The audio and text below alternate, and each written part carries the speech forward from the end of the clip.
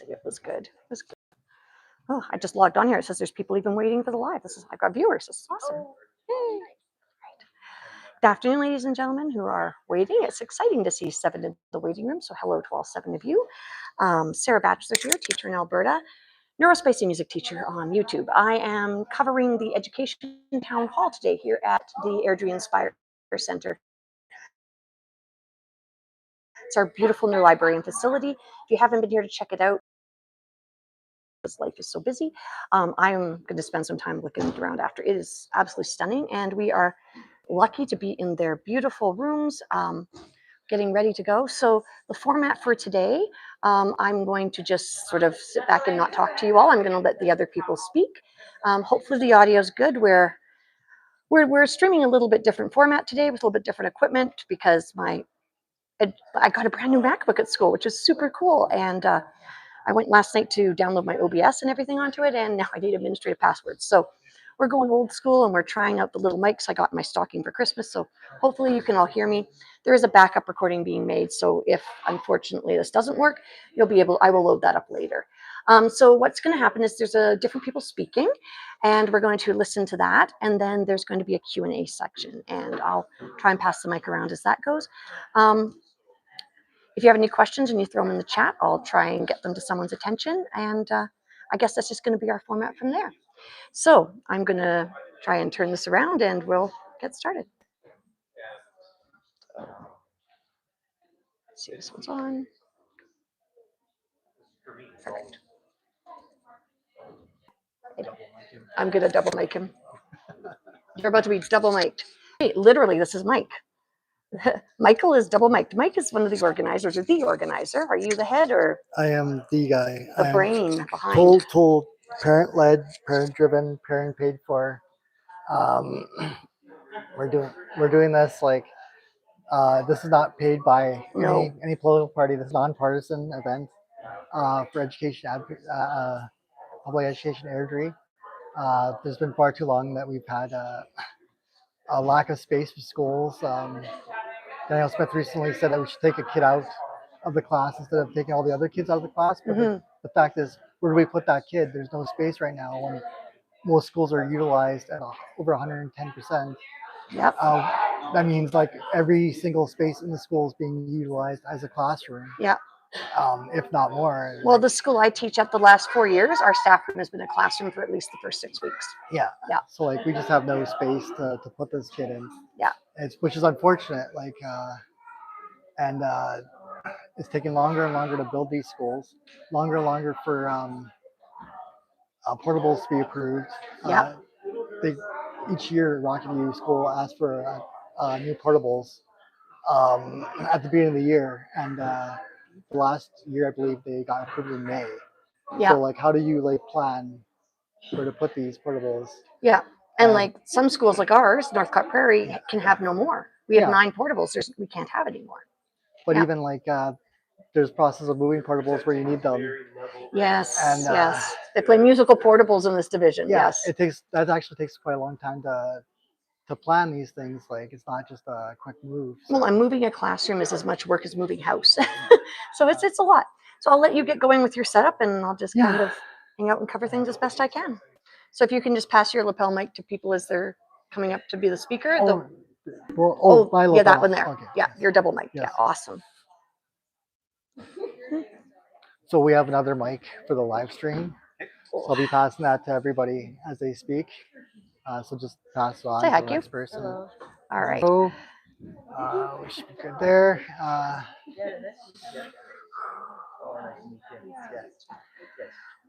It's okay. Just people making silly comments because, that's how it is. So this space here is actually pretty cool. We've got a few people here already. We're just getting ready to start. And so our panelists include, get my list so I can say their names correctly. So they're going to start with a welcome introduction by Michael Radswan, who you're probably speaking to. And then we're going to have some school board trustees speak, followed by Daniel Nielis, who is a former teacher. The student view on education is going to be by Nuri Lee. And then the MLA presentations. Hello? Can everybody hear me all right? Peter Guthrie, but Angela Pitt's not okay. here. We're going to start in about 5 minutes here. So we're just going to wait a few seconds more just to get any stragglers coming in, and then we'll get going here, all right?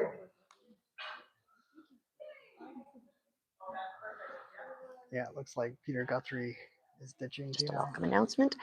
So for the Q&A, because I'm only on my phone today, it's really hard to see the chat, but I will try and maybe pull it up on my laptop as well. If you have questions that you need asked, we'll try and Turn get down them that ringer represented. in case I And get- if not, following the live stream, I will take those questions to the panel and then I can report back on it later. So for those of you who don't know me, my name is Sarah Batchelor. I'm a teacher here in the province of Alberta. I'm a mom of 5 kids. I've become very politically involved because, not just because of what's happening in education, but I also have concerns with healthcare, of course. AISH, I have a child on AISH, she's in her 20s. I have a child who is trans, who thankfully is an adult, so not as negatively impacted by some of the policies. And I've always been really involved in the one, federal two, three. politics, but Testing. provincial has sort of become Is that better? much more on my radar in the last 5 or 6 years. And Yeah. to the point where There's now nothing I I can do do at this point. educational live streams and research in my spare time about different systems of government and how there's ways we could make changes. I'm a musician, I count to 4 for a living, so I'm a little out of my wheelhouse, but I'm enjoying having the opportunity to learn. I just wish the government didn't quite provide me so many things to need to research. It would be really nice to have a stable system. So I'm going to stop yapping and turn the camera around, and I think we're about to officially get started here.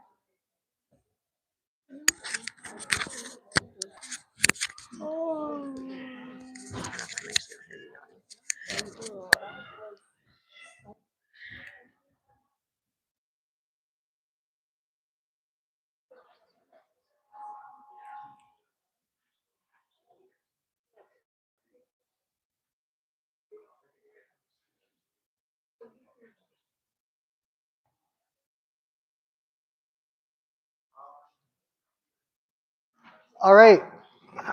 Can everybody hear me still? Okay. Thanks for everyone for coming today. Just a few housekeeping things before we get going here. Most of you have the agenda out. We're going to start with a quick land acknowledgement as per Truth Reconciliation. And then we'll pass on the presentation to the school board trustee, Jeremy Krug. And then after that, Daniel Nels will do his little presentation. He's a former teacher and former school board ATA member. Then we'll have a current student in Airdrie High School to speak.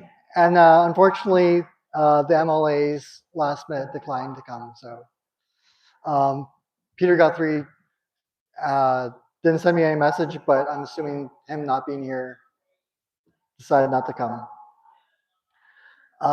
which is unfortunate. But this is not partisan. I'm a parent of 3 girls that go to Airdrie schools, public schools. This is paid and funded totally by me. I just wanted to get like education on what's going on in education in Airdrie and who controls what. And we seriously need a space here. So like, and more support, and being the lowest funded education system in the country is just a shame. But anyways, we're gonna go with the land acknowledgement here. We've gathered here in Airdrie on Treaty 7 territory, the traditional lands of the Blackfoot Confederacy, the Siksika, Pisanki, Pikiani, and Kiani nations, the Yaksa Nakota nations of Bearspaw, Chiniki, and Wesley, and the Tsuut'ina Nation. This land is also the home of the Métis Nation of Alberta, Region 3. And so the question that we're facing us in front of us today, what kind of future are we choosing? Public education is not a line item. It's not a talking point. It's not something you trim when times get tough and promise to fix later. Public education is where we decide every single day who matters, who gets support, and who is told just to make do. In Airdrie, We've been told to make do for a long time. Make do with classrooms built for 25 students holding 35. Make do with support staff stretched so thin they disappear. Make do with children waiting for months, sometimes years, for the help they need. While we're told everything is fine, it isn't fine. And here's the thing about growth. Airdrie didn't grow by accident. Families came here because they believed in community, because their kids would have schools that they could keep up with them. But classrooms didn't magically expand. Teachers don't appear out of thin air. Sport doesn't happen because we hope hard enough. It happens because someone somewhere decides the kids are worth the investment. The town hall is not about politics, it's about responsibility. Because when funding doesn't keep up with enrollment and inflation, that's a choice. And the future just doesn't happen to us, it's built, decision by decision, budget by budget, voice by voice. So today we're here to ask uncomfortable questions, to demand clarity instead of spin, listen, really listen to students, educators, and those who live the reality every day. Because public education is not something we protect when it's easy. We protect it because it's right, because it's fair, because it tells every children in this city, you matter. And if we get this right, if we choose courage over convenience, then years from now, kids sitting in our classrooms today won't remember the spreadsheets. They'll remember that when it mattered, the community showed up. Thank you for being here. Let's talk about our future. And with that, yeah.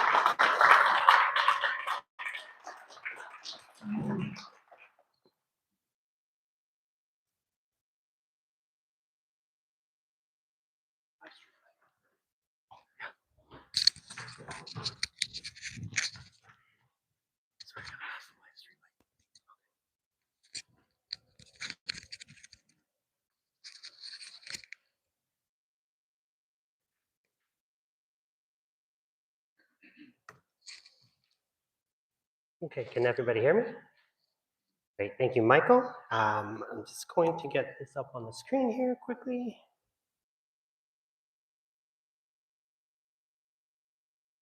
If you guys have any questions, please save them for afterwards.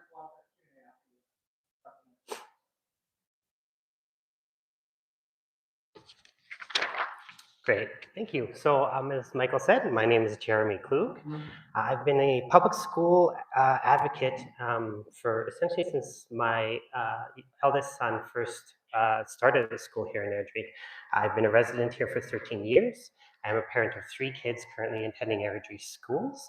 And it really was at school council where I first sort of got involved in public education advocacy. And that's when I first really learned sort of how our public education system worked. Recently, in the elections this past October, I had the privilege and honor of being elected as a school board trustee, which I view as just another opportunity to continue the advocacy that I've been passionately doing for years now. I'm here today as an individual to share information about the state of public schools in Airdrie. All the information I'm presenting here today is publicly available. The majority of it comes directly from the Alberta government website. Any opinions that I do share today, I just want to iterate are my own. I'm not here representing or speaking on behalf of anybody else. This is strictly sort of from my individual perspective. That's me. Okay, so about Airdrie schools. Currently, Airdrie is represented by 3 distinct school divisions, the public, separate, and francophone school systems, each represented by Rockview Schools, the Calgary Catholic School Division, and Franco Sud. As of, if you go way back to 2016-2017 school year, between those 3 divisions, the total student population here in Airdrie was about 9,481 students. Fast forward to last year, the last school year, 2024-25, that's the last complete year we have data for. That population number had grown to 16,479 students, representing growth of about 73.8% over that 9-10-year period, which is a massive amount of growth. And I think really highlights that a lot of the growth in Airdrie has been driven by young families with children coming to our city, which is really what we've seen. You can see the breakdowns there of that population between Rocky View at about 13,262, 2,792 at Catholic, Calgary Catholic, and another 430 at Franco System. Those kids are sort of spread across 22 public schools in Airdrie, 17 of them belonging to RVS, 4 for the Calgary Catholic, and 1 of them for Franco Sud. This is a list of the major school projects going on right now in Airdrie. These are ones that have been approved. They're in various stages of development and construction. One that I think lots of people, if you drive around here in Airdrie, you've probably seen the ongoing work at St. Martin de Porres for the Catholic school system. That's an addition modernization that will be increasing the capacity of that school to about 1,200 students. There is a new Francophone school that has been announced. Will be located in Reunion. It's currently in the planning stage of development, which is sort of the first stage. So it's been funded for planning. It will still need to receive funding for design and construction to move ahead in those phases. And then there's 4 current projects at different stages for the Rocky View system as well. There's the South Windsong School that is currently under construction. The sod turning on that happened not that long ago. So that one is under construction, will hopefully be anticipated to open in 2027. We then have Bayview's High School that is currently has been gone through the planning and design phases. It's currently in procurement as a P3 school. Essentially, the design is complete, and they're sending it out to find a contractor to take it on. That one is ideally anticipated to open in 2028. And that will actually be, I think at that point, the largest high school in Airdrie. It will actually be the first 3-story school that we have here in Airdrie, which will be interesting. I'm actually quite excited to see what that looks like. We also have another K-9 school opening up in Southwinds that is also at that P3 procurement stage, intended to open in 2029. And finally, another K-9 school in Lanark that has had the planning stage completed and is currently in design stage starting in hopefully winter 2026 with a target opening date of 2030. And now typically projects go through, as I said, that planning, design and construction phase. So when the schools are first announced, they may only receive planning funding, they may receive funding for all 3. It can depend. But it really isn't until we get to that construction stage that we can have an idea of when they're coming. And when it does get to that stage, it generally takes about 3 to 4 years for a new school build. So just sort of emphasize how important it can be to get approvals early, so that we can get those schools started as quick as we can. The 2 most recently opened up schools in Airdrie were St. Veronica for Calgary Catholic in 2019 and Northcott Prairie School for RVS in 2019.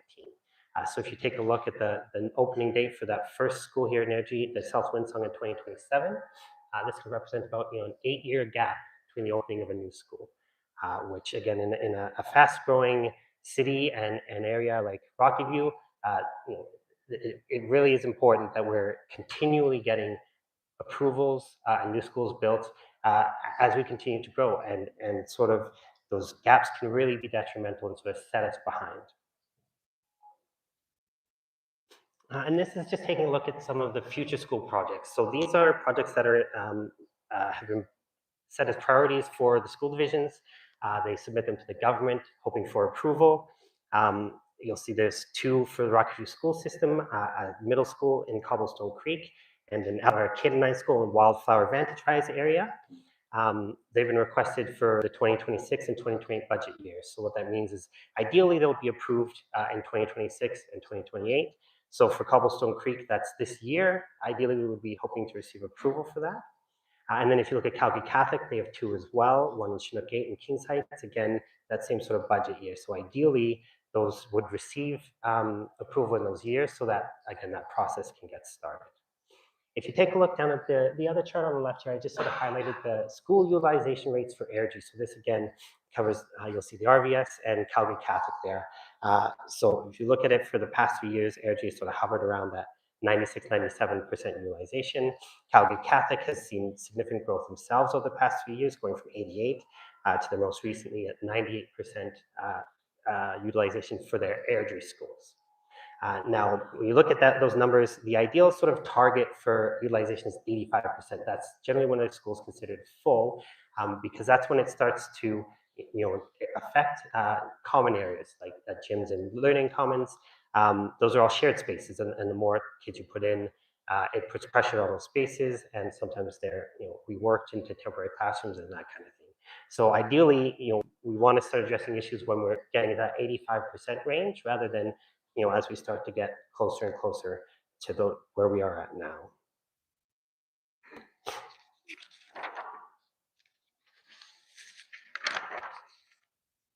And then this here, we're just taking a look at some of the modular classrooms that have been approved in the last couple of years. So modular classrooms, again, help manage capacity, especially in the short term, as it can be a lot quicker to get a modular added onto a school in the meantime while we wait for new school builds. So if you take a look at there, these charts here just cover Rocky View, as that's the data that was currently available. So over the past 2 years, in 2024 and 2025, there have been approved for about 31 classroom modulars. And you can see the status there. Some of them have been completed already. Some of them are still in the process. And then that last one down there at the middle, Airdrie Middle, that is actually one that is currently on requests for approval. So that is sort of the next portable that we'll be waiting on to be added to this list, so that, again, the process can be started to adding that on to the school. One thing, because of this sort of, you'll see we've received quite a lot of approvals in the past couple of years. You're getting to a point, especially here in Airdrie, where a lot of our schools are maxed out, because you can't keep adding modular classrooms on indefinitely. There is sort of a maximum capacity, and many of our schools are already there or close. So sort of just stresses why those new school builds are so important, because there is sort of a limit to what we can sort of achieve just with modular classrooms. And I'm just pulled out there at the bottom to give an example of, for the Airdrie Middle School that is waiting approval for that modular. If you take a look, this just sort of shows without modulars, currently it's sitting at 92% as of 2025. It would go to 93 and 94. But with those 4 modular classrooms, you'd be looking closer at 86, 87, which is that more in line with that ideal utilization rate. Now, modulars are something that school boards submit a request for generally in November, and then wait and hear approval generally around April the following year. That sort of there's an unpredictability sometimes in what we'll actually get approved for. And this chart down here just sort of shows the history of requests and what was actually approved. You'll notice there, again, in the 2023 and 2024-25 sort of time period, we've received more approvals. There is that the asterisk next to those two, just to acknowledge that initially we received those approvals in April, and that's sort of what the division has to kind of work with. In both of those years, there were additional modulars announced later on after the sort of budget period. And again, while those are helpful, they help address space. The timing and that process can, again, cause issues in planning and delays in deployment and that kind of thing. So again, it's really important, that when the requests are made, that as much can be approved in a timely fashion as possible to really help us address those issues. And this, I just want to take a look at per student funding here in Alberta. And this is really sort of, I think, the crux of the issue as we do start to see some improvement on space situation, ideally with those new schools and portable projects coming up. There's still this sort of ongoing question of funding for students. And this is, this graphic here is from a study done by the Fraser Institute. It was released last year. It was based on data from 2013 to the 2022-23 school year, which is just sort of the last year that they have solid data for. And it shows that Alberta has currently the lowest per student funding of any province in Canada.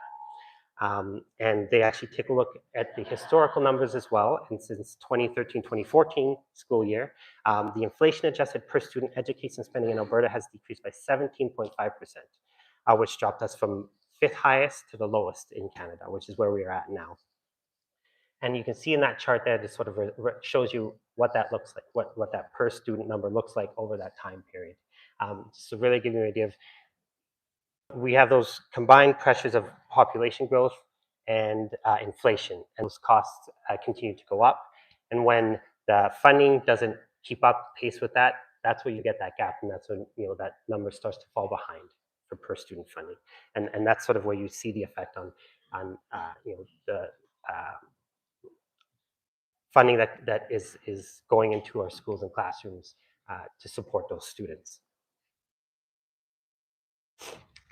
No, sorry, there we go. So, where do we go from here? I love that there's events like this taking place. I love to see so many people here. I think it's important that our community does stay engaged and does stay informed.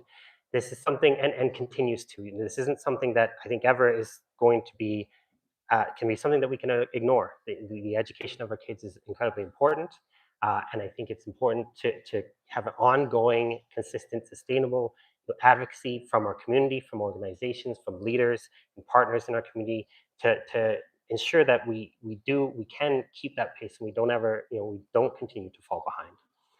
So again, coming to events like this, being informed, being engaged, getting involved in school council is something I really think is a great opportunity. Again, like I said, it's sort of what has led me to where I am today. It can be a great source of information, a great way to connect with parents and other people experiencing the same things you are, and a great way to get involved. Again, like attending events like this, I think together as a community, we should continue to advocate for increased funding and additional capital projects to ensure we do keep pace with that inflation growth and school population growth pressures that we are facing. And again, just to wrap up, I just want to let everybody know that I am committed to community engagement, to accountability and transparency.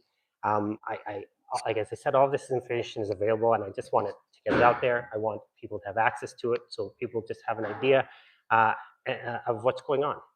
And I'm committed to working together with anybody. Again, as Michael stated before, I don't think these are partisan issues. I don't think these are political issues. I think this is a community issue that I want to work with anybody who wants to work, towards improving the situation and fighting for and standing up for what we need as a community. And that's really what I'm committed to doing. And so that I'm going to wrap it up. I will continue with the next presentations, and I'm looking forward to answering questions at the end. Thank you.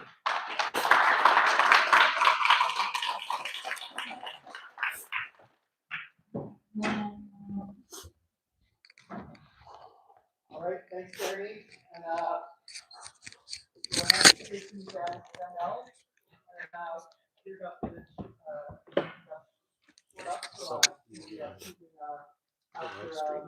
Just live stream. Okay, cool. Everybody move on to down to stop.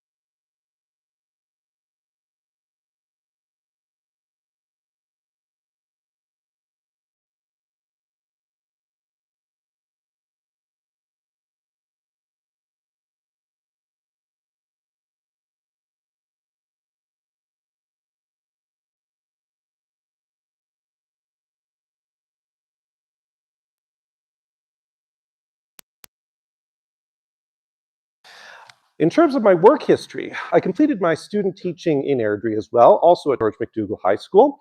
I was then a teacher with the Calgary Board of Education from 2004 through 2012, after which time I then obtained a staff officer position with Local 38 of the Alberta Teachers Association, and I've been doing that ever since. Personally, I'm a father of 5. I have 2 children who are currently in university, both products of the public education system in Airdrie, and I have 2 children who are in elementary school in the Catholic system. One who is in preschool and a future student at the Catholic system, and part of that growth that Jeremy was talking about. I do also have children with individual program plans, and so I've had a great deal of experience with all aspects, really, of the education system in Alberta. You have me on the agenda for approximately half an hour, and this is both perhaps too much time and not enough, because too much time in the sense that perhaps you don't want to hear me monologue at you for 30 full minutes, but not enough in that we could spend certainly an entire day talking about the public education system in Alberta and not even begin to scratch the surface of everything there really is to know about this. But that being said, what I will kind of constrain my remarks to today is discussing things like the Back to School Act. This is certainly very much at the forefront of on teachers' minds these days. We also need to talk about complexity and class size in public education, as well as violence in classrooms. This has become an increasing concern for teachers. I'll also direct my comments to things like workload intensification, including mandatory assessments imposed on teacher practice and the reporting burden of that. We should also take a look at teacher burnout, the curriculum in Alberta, and deprofessionalization that stems from certain government policies. So let's start with the Back to School Act and the removal of collective bargaining rights for teachers. So Bill 2, recently passed back at the end of October, utilized the notwithstanding clause in order to cease teacher job action and compel teachers to go back to work, also imposing an agreement on them with respect to their working conditions. This was an unprecedented violation of teachers' collective bargaining rights, and I know that there are some questions that are coming up later in the Q&A with respect to this, but what I'll say right now is that the use of the notwithstanding clause was something new. In the past, there have been things like back to work legislation, thinking about the 2002 strike in Alberta, and the notwithstanding clause was not used in that instance. However, when you look at that and the court challenges that stem from that and from other back to work legislation for teachers in Canada, the Supreme Court eventually did rule that it was back to work legislation in and of itself was a violation of teachers' collective bargaining rights. And so that to an extent explains why this government exercised their capacity to invoke the notwithstanding clause, because a court challenge without it would likely be successful given past precedent. The imposition of the Back to School Act also removed teachers' ability to bargain locally, and this is somewhat problematic. The collective bargaining structure in Alberta for teachers is bi-level. So there are certain topics that are discussed at the central table, which are big ticket items such as things like salary, broader classroom conditions applicable to teachers across the province. And then there's a local bargaining table that occurs after that is done, in which smaller items or items that are more closely related to specific jurisdictional concerns, that's where those are discussed. So things like parking, things like regulations or rules related to online learning, personal day entitlements, that sort of stuff. Those are the kinds of things you might look at from a local level. But a lot of the big ticket issues, the big issues in education, those are centrally bargained. And so the imposed agreement that the province initiated through the Back to School Act imposed a series of conditions on teachers that they had already rejected. Teachers had seen this same agreement in September and voted quite overwhelmingly against it. Nonetheless, this was imposed by government. The things that were still on the table that teachers wanted to discuss, obviously salary was part of that. The cost of living, as many of you are aware, has increased exponentially over the past decade. And teacher salaries have not increased by the same rate whatsoever. Compare 2% to the overall inflationary rate of getting close to 25 to 30% over the past decade. But that's a small part of it. The bigger part of teachers' concerns related to classroom conditions, addressing things like student complexity and supports for learners, and addressing things like class sizes, which other jurisdictions in Alberta have protections for within collective agreements, and Alberta does not.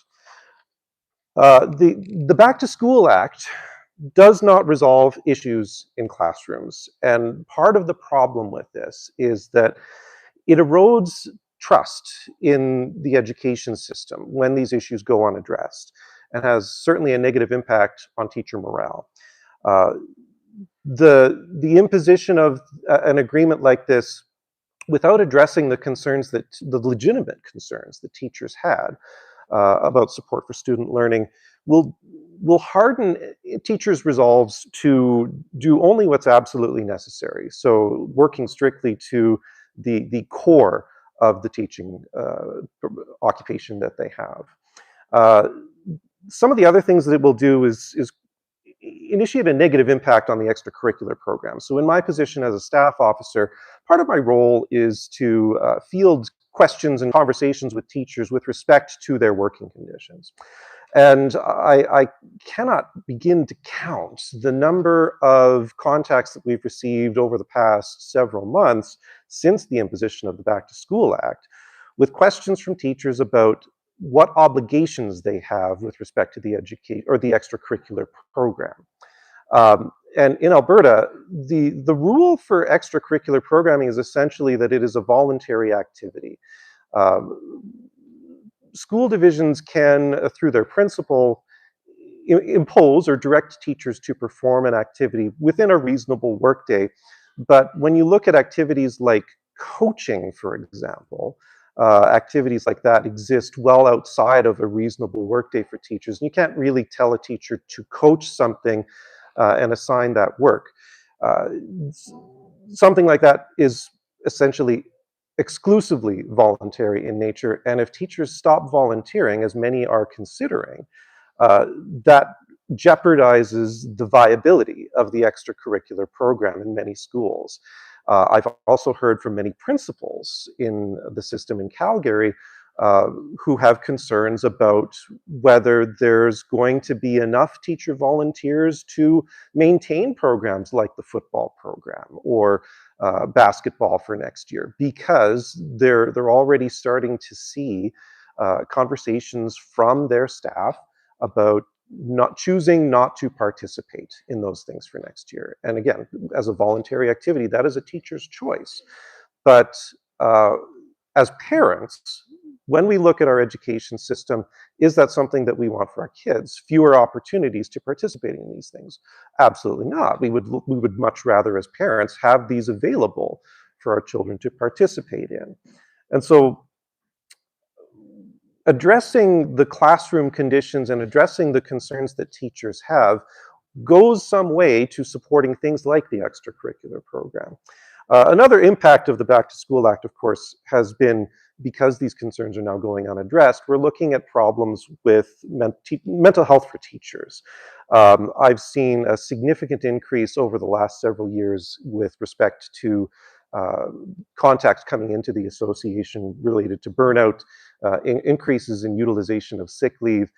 These are all very concerning, and certainly the imposition of the Back to School Act is unlikely to help in that respect. Let's move a little bit now to the issue of complexity and class size. Now, inclusion has been a practice in schools for several decades. When I went to school, feels like back in the Stone Age now, but really was only 25 years ago, there were dedicated classrooms to address students with exceptional learning needs. Now, increasingly, these students have been integrated into the regular program. There are implications about this for teacher training. So everyone now needs to become an expert in educating students with exceptional learning needs. This is not a bad thing. There's a lot of research in pedagogy to demonstrate that inclusion is helpful in developing social skills, developing acceptance for students with special needs, and also in expediting the learning of those students with exceptionalities. We're at the point now where it's incredibly common for a teacher in a regular program to have several students with autism, students whose first language is something other than English, and students with special medical considerations in the same classroom. So things that teachers will encounter, sometimes all within the same classroom, you'll encounter students who are nonverbal, students with literacy delays, students with numeracy delays, students with ADHD, students with behavioral issues, anxiety issues, special assessment needs, students with hearing disabilities, gifted students, students with visual impairments, students with mobility issues, students with general cognitive issues. All of this is part of inclusion, right? You'll encounter all of these things in the regular program. Well, 86% of teachers in a survey conducted in 2024 reported that the complexity and diversity of students' needs have increased since the previous year. So from 2023 to 2024, 86% of teachers reported that complexity and diversity of needs has increased. When you add complexity elements to a classroom, you make planning for instruction and assessment several orders of magnitude more complex and time-consuming than when you're planning for a group of students who are more homogeneous in terms of their characteristics and learning needs. The impact on student learning is also significant. So it takes time to personalize learning during a class like that. And so let's do an example. If you have a 60-minute block of time, and as a teacher you take perhaps 10 minutes for instruction, like direct instruction or demonstration of a concept, that's a relatively short lesson for a 60-minute junior high or senior high classroom, but let's just say that's how long it takes. How much time is left for each student? Well, if you have a class of 30, that's about 90 seconds a student. Per capita, more time is going to have to be spent with a student with exceptional learning needs than with a student who doesn't have any diagnosed needs. This means that students who don't present with exceptionalities are the ones who are going to suffer the most and are falling through the cracks, because teachers' time is necessarily going to be prioritized to those students with exceptional learning needs. Now, this is further compounded when you have class size issues that, student class size is larger than 30. 62% of teachers across the province reported that their class sizes increased between 2023 and 2024. That with facilities not being opened on a regular basis like you've seen in Airdrie, that's only going to exacerbate the problem too. 56% report a decrease in the support at the same time for students with special needs. So we're increasing class sizes, we're decreasing supports for kids, and we're not giving teachers any additional time or other staff members to help address these needs. This is problematic. Alberta, as you've seen from Jeremy's presentation, is the lowest funded jurisdiction in Canada when you're looking at per student funding through the Fraser Institute, a conservative think tank. So I guess Alberta is no longer the sharpest crayon in the box. This is, again, further compounded when you add students with high behavioral issues. It never used to be a thing that there was classroom evacuation. I mean, there was fire drills, but classroom evacuations, where a teacher must evacuate all of the students in the classroom because you have a student with high behavioral issues, all of a sudden disrupting learning and creating an unsafe environment for students. This is now a regular occurrence in our classrooms. And the only solution to that is providing additional supports so that teachers have both the tools and the personnel to address situations like that. That kind of leads me to a little segue into talking about violence in classrooms. Now, this is very difficult to quantify because what we've experienced is an underreporting of violence due to the complexity of incident reporting. When a teacher experiences an incident of violence in the classroom, for example, student comes up and bites the teacher. This happens. There is a 2-page form that you have to fill out when little Susie gives you a bite. Well, if Susie bites you again later that day, guess what? Another 2-page form that you have to fill out. But this is not the only thing that's happening to teachers. Incidents of lost work time due to injury in the classroom is increasing exponentially, especially since COVID. We've seen a significant change in the nature of student behavior since the pandemic. And that is still undergoing a lot of different research in a variety of jurisdictions, a very interesting area of educational research. But if you look strictly at incidents of reported violence in classrooms, that number has spiked since 2020.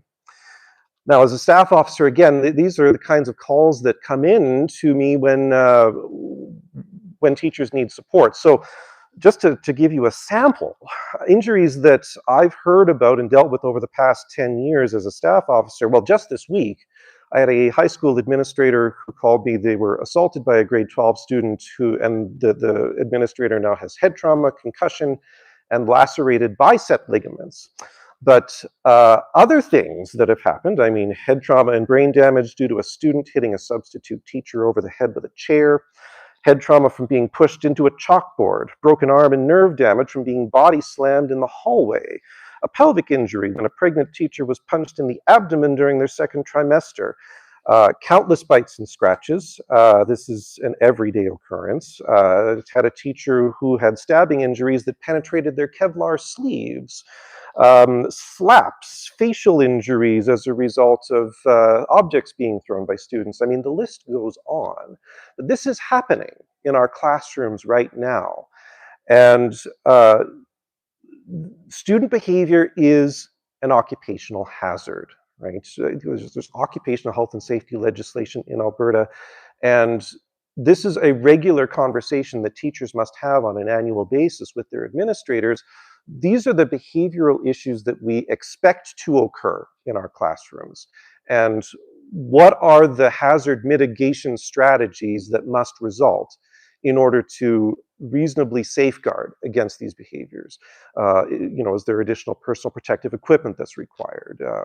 Do we have to organize the classroom, the physical environment of the classroom differently in order to help prevent those chair throws? Or if those chair throws are regular occurrences, how do we situate that student so that there's potential barriers between them and the other students so that the chair doesn't hit those other kids or the chair can only go a certain distance? We're treating student behavior kind of the same as we're treating chemical spills, which is how the legislation is essentially worded. But it's distressing for teachers to be in situations like that and to have to think of students like that. Teachers want to support kids. And the best way to support kids is by providing the structures and financial supports so that their learning needs and behavioral needs can be met in the classroom. And that's not happening right now. I'll transition to talking about workload intensification. Now, particularly in early years education, there's been an imposition about mandatory assessments, numeracy and literacy screeners. There's been a lot of surveying done with teachers about these things. And what I can tell you is that these screeners are actively harming children. 3 out of 4, 73% of teacher respondents in a 2025 survey report that literacy and numeracy assessments contribute significantly to student anxiety and stress. These are timed assessments in particular, and they lead to emotional distress, causing students to cry, shut down, refuse to participate. there are ethical and moral questions about the use of these assessments on Division 1 students. I say Division 1, and we're talking about students in grades 1 through grade 3. Thanks. I think people can see me now. Cheers, Michael. There's a strong concern as well among teachers. So again, this is the same survey, but 71% indicating that these screeners are misaligned with students' developmental readiness. So literacy screeners, what they do is they test phonics patterns, they test vocabulary, but they're testing concepts that have not yet been introduced in class. So imagine taking a test on theoretical astrophysics, and you've never had a theoretical astrophysics course before. You're probably not going to do well on that test, unless you're my sister-in-law who has a degree in that, but good for her, not for me. And then we're going to test you again in a couple of months to see how much you've learned after kind of a couple introductory concepts, but we still haven't finished the program, so don't worry about it, just take the test. That's stressful. That's stressful for me as an adult, but that's enormously stressful for a grade 3 child who doesn't know what this is about and is looking at this test and the concepts that they're asking about and thinking, what does this mean about me as a learner? I don't know the answer to any of these things. What does that tell me? Numeracy. I'm gonna cry as a learner. So numeracy screeners, I mean, they too will present mathematical concepts beyond grade level. The other potential issue with these screeners is that many of the concepts in the instrument don't actually align with the Alberta curriculum or developmental best practices. So what are we testing and why are we testing? Those are two very important questions that I don't think have been appropriately answered. Test outcomes will, when you do something like that, test outcomes will fail to accurately reflect student abilities, and they will also fail to appropriately guide instructional planning. I mean, this would generally be the reason why you conduct a screener.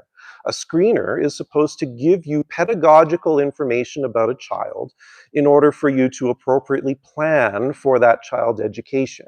And so if you're testing on something that's not in the curriculum, and if you're testing on something that you haven't done yet, all it's really going to tell you is you still need to teach that concept. So we're taking a lot of time and effort and funding, because these things cost money, these tests cost money, taking a lot of time for this for not really much benefit.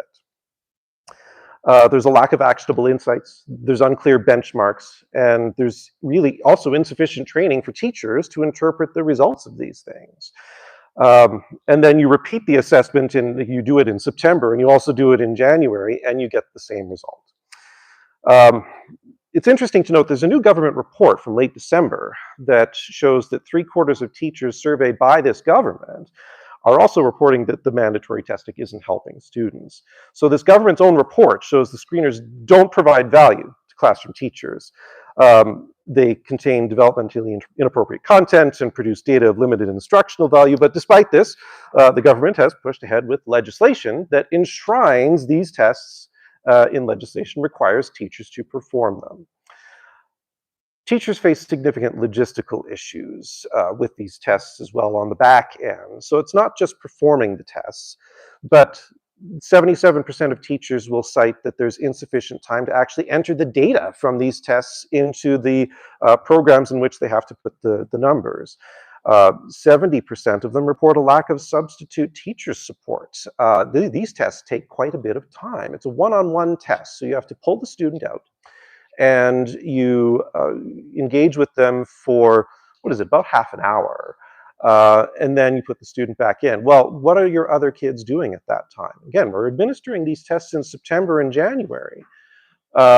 This is critical in terms of relationship building with students, that time. So instead of taking the time, or letting teachers have the time to build relationships with kids in September and create conditions for success for that school year, we are instead directing teachers to pull the kids out, test them on things they don't know, put them back in the classroom. it's problematic.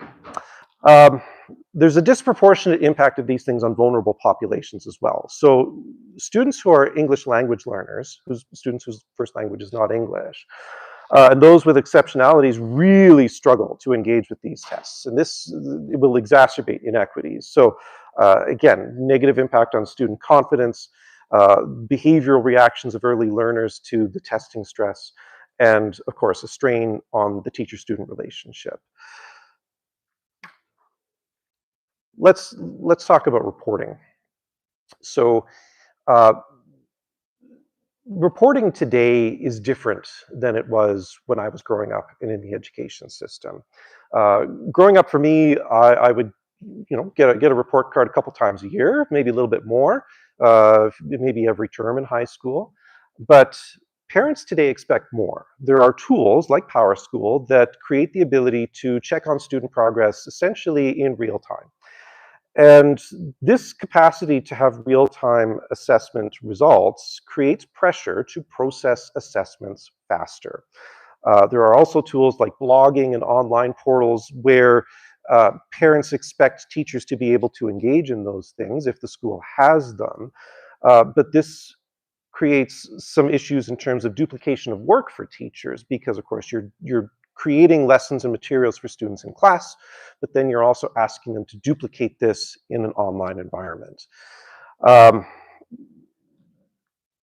Assessment practices, too, have changed from the past. So, again, thinking about when I went to school, if I didn't hand an assignment in, it was a 0, right, by the deadline. That's how that works. This doesn't happen anymore. There's again, pedagogical research to talk about a concept called authentic assessment. So grading students on what they know and understand as it relates to the curriculum, and not grading students on when they hand something in. Punctuality is not an outcome in the math program of study. It's not. So it's inappropriate then to penalize learners in terms of their grades, particularly in high school, when they hand something in late. So, okay, what does that mean? What does that create in terms of student behavior? Well, if you're like my 2 older children, what that does is that creates a big dump of, oh, I finally finished this in January and June, and your high school teacher is trying to frantically mark materials prior to report card deadlines. The procrastinators finally hand things in, which, to say nothing of what this does to train students for the real world in terms of meeting deadlines, but that's an aside. But you're creating an enormous pile of work for teachers at particular times of the year by imposing assessment practices that essentially remove the capacity to set deadlines for something.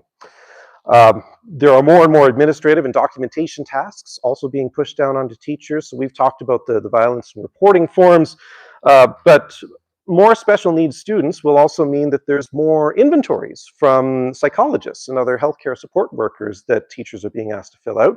If you are a teacher and have ever tried to plan a field trip, thank you, you know that the field trip planning process is it's intense. There are multiple forms that you must fill out in order to prepare for a field trip. You can't just take your kids and go beyond school properties anymore. You have to document that. You have to do the safety assessment. You have to do a pre-site visit. You have to make sure the permission forms are filled out. And also there may be information release forms if there's a third party involved. So lots and lots of different forms, and school divisions are rapidly becoming risk averse, right? In an increasingly litigious environment, school divisions want to mitigate that risk by essentially downloading that paperwork onto teachers and school leaders in order to document what is happening. Because if you don't document, you leave yourself liable from a legal perspective. That leads me to teacher burnout. Teachers are overwhelmed with their workloads. They often feel that the tasks that they're doing are not directly benefiting students. And in terms of student assessments, it's become a more bureaucratic environment. Teachers go into the profession with a desire to help kids, with a desire to work with kids, help them achieve their passions, and help them become better adults in the future. This is becoming increasingly difficult to do as a result of the downloading of all of this additional work and bureaucracy. There's a concept called moral distress that a lot of teachers are experiencing these days. So moral distress is knowing what the right thing to do is, but lacking either the ability or the permission to actually do what's right. And we see a lot of this research kind of began in nursing. We would see in the health system nurses with knowing what the appropriate treatment options for patients were, but having an inability to do that because there was not enough funding for that, or the availability of that physiotherapist was incredibly limited. We can't send you to physio because there's no physios available. Teachers feel this moral distress quite acutely when they are unable to meet students' learning and development needs, either as a result of a lack of funding, a lack of proper assessments, psychological or other learning inventories, lack of data, or just a lack of personnel. Right? I talked earlier about that example of if you do that 60-minute lesson, how much time do you have to spend with each kid?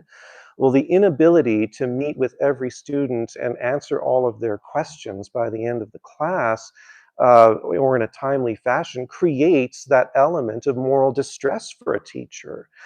And so that will contribute to something like teacher burnout, because now you're internalizing that failure, that sense of failure as an educator, because you can't do what you know is right for that child. So feeling of constant work with little downtime, increasing weekly working hours, so you're doing more work, but your efficacy feelings are decreasing. Losing weekends and free time. I mean, when I was teaching high school, this was an interesting dichotomy because, as a father with several young children, the time that was available to do the work for teaching was either while I was at school, so go to school at 6:30 and do some work before class starts, or very late on the weekend. And so I would do my planning very early in the morning, and I would then bring work home and marking home for the weekends and stay up until 2, 3 in the morning on Friday night and Saturday night to do that marking. And then Sunday would be my off day.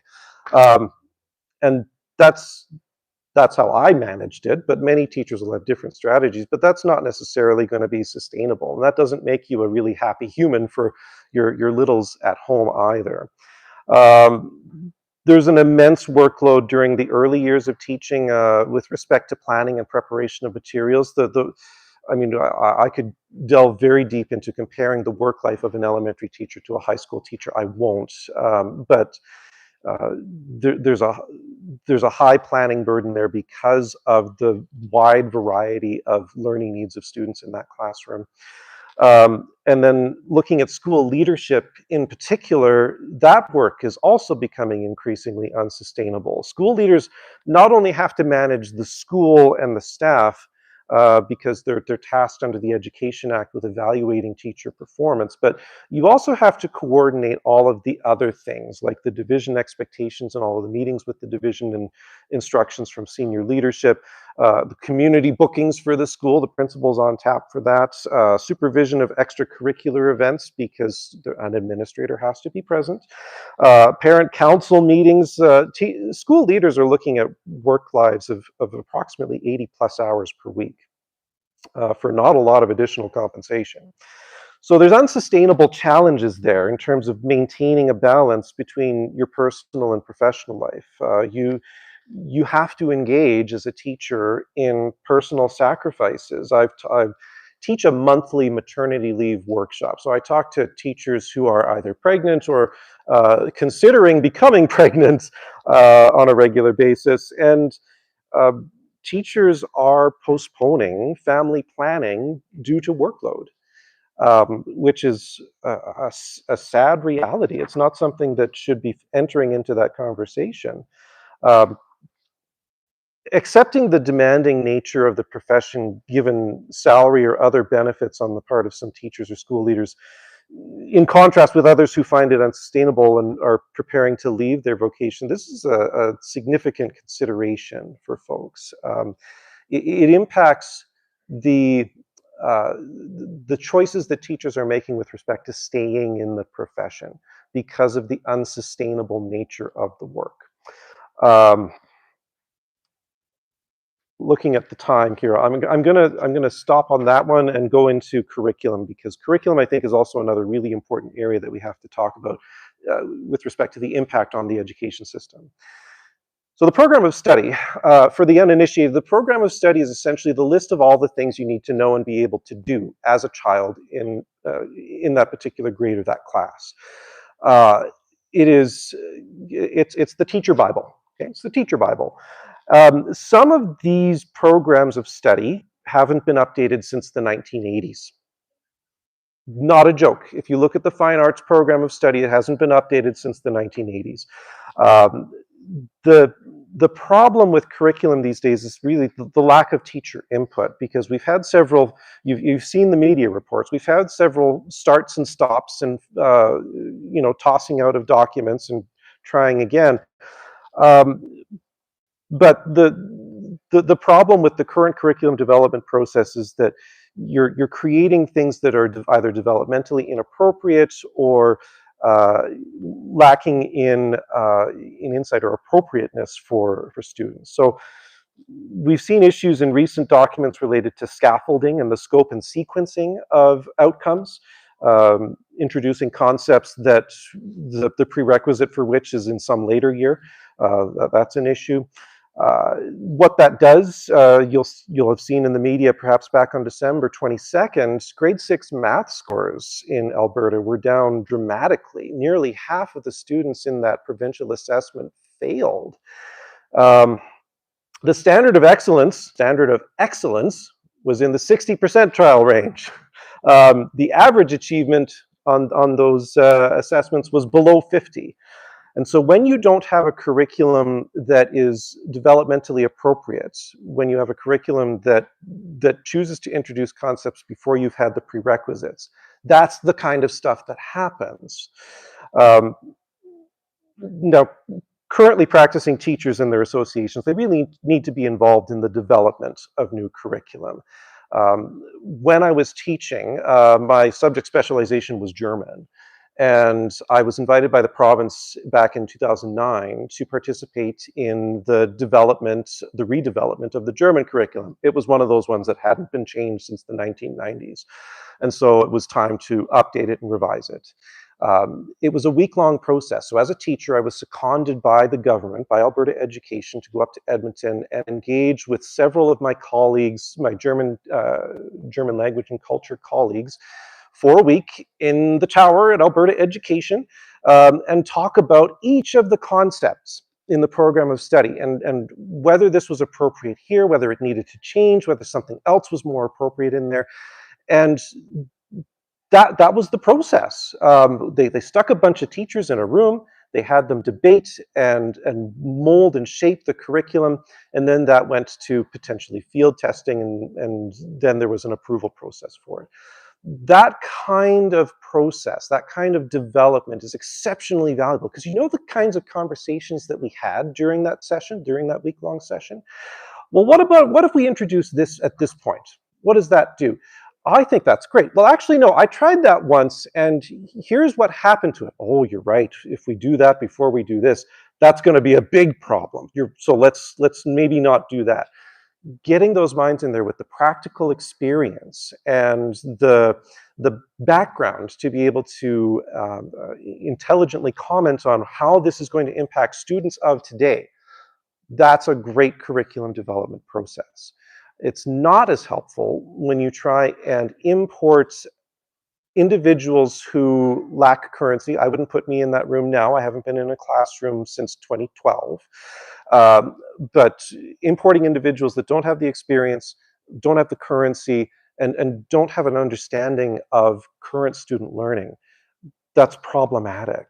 And you'll see the impact of this in other jurisdictions choosing not to enact Alberta's curriculum any longer.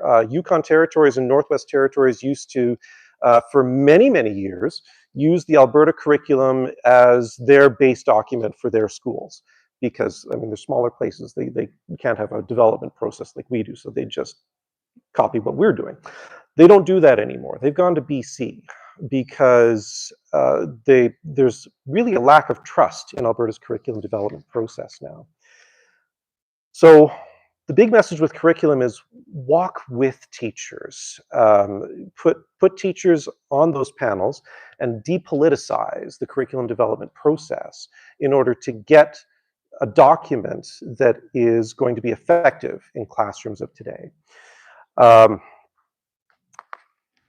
And I think I'll skip the deprofessionalization remarks because we've got some questions that might hit on those, and I'll start to conclude my remarks now. So what do we do? I've talked a lot about, oh, well, this is a big problem. How about some solutions? That's nice. Some solutions. We need to reduce class sizes. We need to make sure that teachers have the conditions in their classrooms to be able to support every child. And we start to do that by reducing the number of students that are in that room. We also support complexity. And I'm not saying eliminate inclusion. That's not what I'm saying at all. What we need to do is make sure that if we are going to include students, we do not abandon them. Inclusion without support is abandonment. And we cannot leave these students behind. They do need support. They do need extra support. But we have to provide teachers with the tools and the funding and the resources in which to be able to do that effectively. We also have to modernize the curriculum and you know, let that work be led by teachers, education leaders, universities, curriculum experts, not government appointees. We need to depoliticize that process. We need to provide learning supports for students. So we have an enormous wait list of students who require educational psychometric testing to be able to determine what their learning needs are and then inform teacher practice. We need to make sure that we have appropriate psychological supports and testing supports that teachers are directing in order for them to have the information they need about kids. So, you know, sometimes that involves screeners. Sometimes it does. But you have to let the teacher, as a professional, decide when is a screener appropriate and which screener is appropriate for this child, and then go from there. We need to focus on equity. There are many, many historically disadvantaged populations that require additional supports and targeted equity-seeking programs, not legislation that further erodes their safety. We have to create a rural public education plan to attract and retain teachers in rural areas. We have to have a comprehensive poverty strategy because when students don't have breakfast, they don't learn. We have to ensure that Indigenous students see themselves in our curriculum. We have to provide equity programs to make sure that all of our students see themselves in that classroom and have their needs addressed. And finally, we have to invest in public education. We cannot be the lowest funded jurisdiction in Canada. We need to make sure that teachers, schools, principals, school jurisdictions have both the infrastructure, the resources, the funding, and the personnel to meet the needs of every child. And I'm looking forward to the question and answer session later. Thank you very much.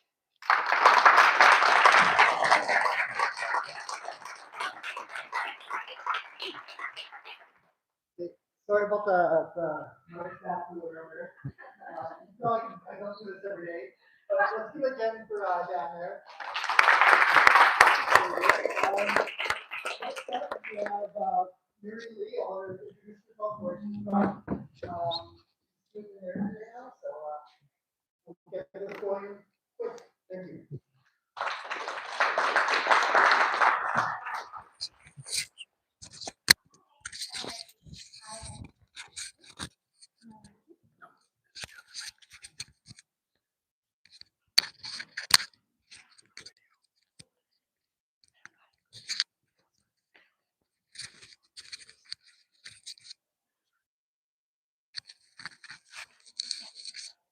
Thank you.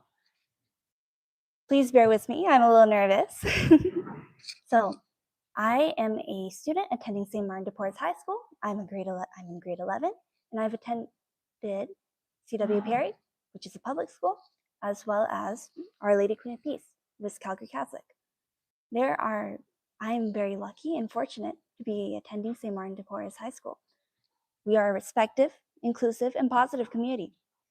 There are many positive things happening at my school. There's thankfully no biting, very good, and we got really good extracurriculars going on at my school. So at my school, I am a part of chess club, gardening, Jedi, and I do sometimes intramurals for sports, yearbook, student council. These are all provided by students, all provided by teachers out of their free time. They volunteer for it. School is a central aspect and essential aspect in youth lives right now. Is an atmosphere.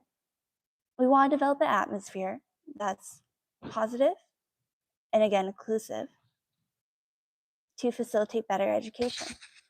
For delving more into extracurriculars, each club is mentored by a passionate staff member who is willing to dedicate and volunteer their time and energy to provide students opportunities to explore different passions.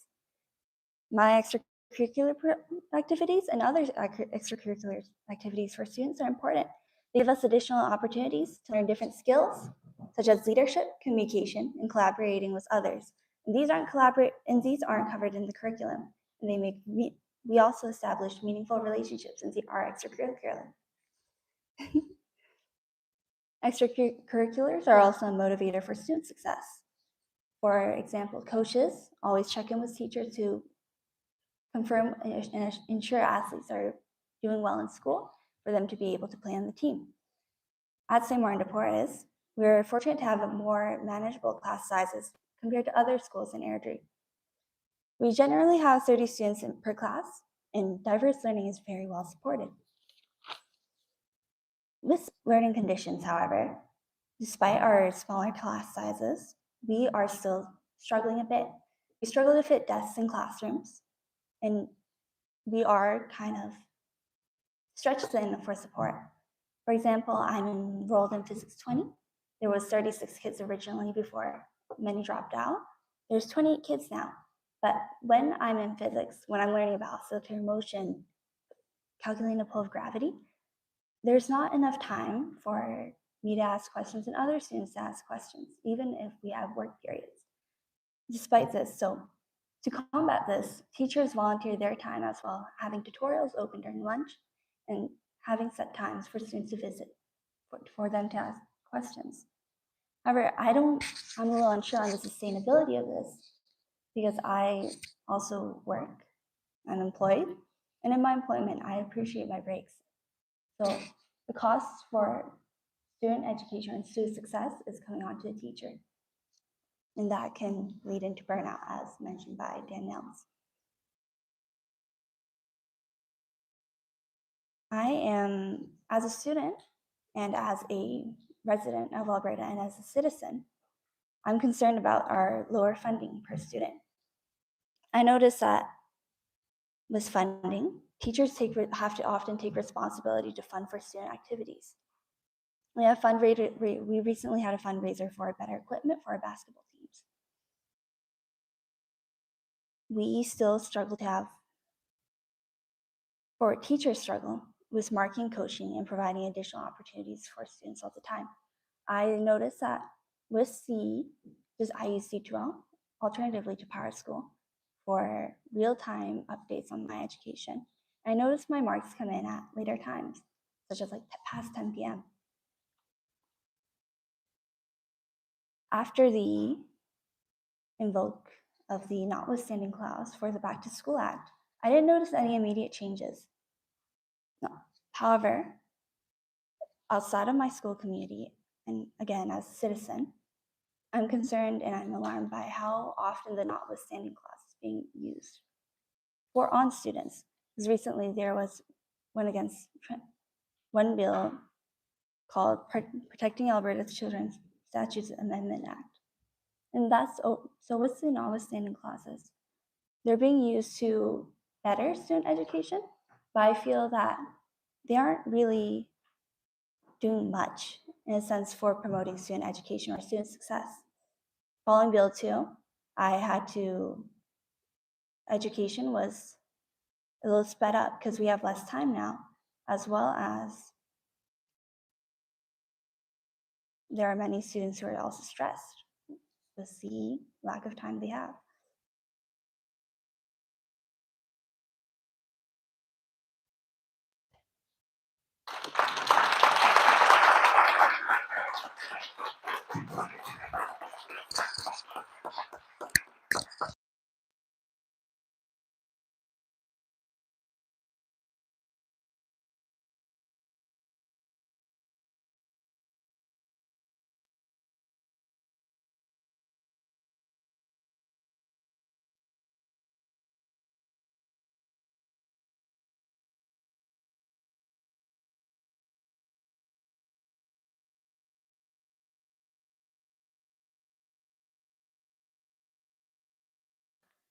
You don't need to hear my voice too much.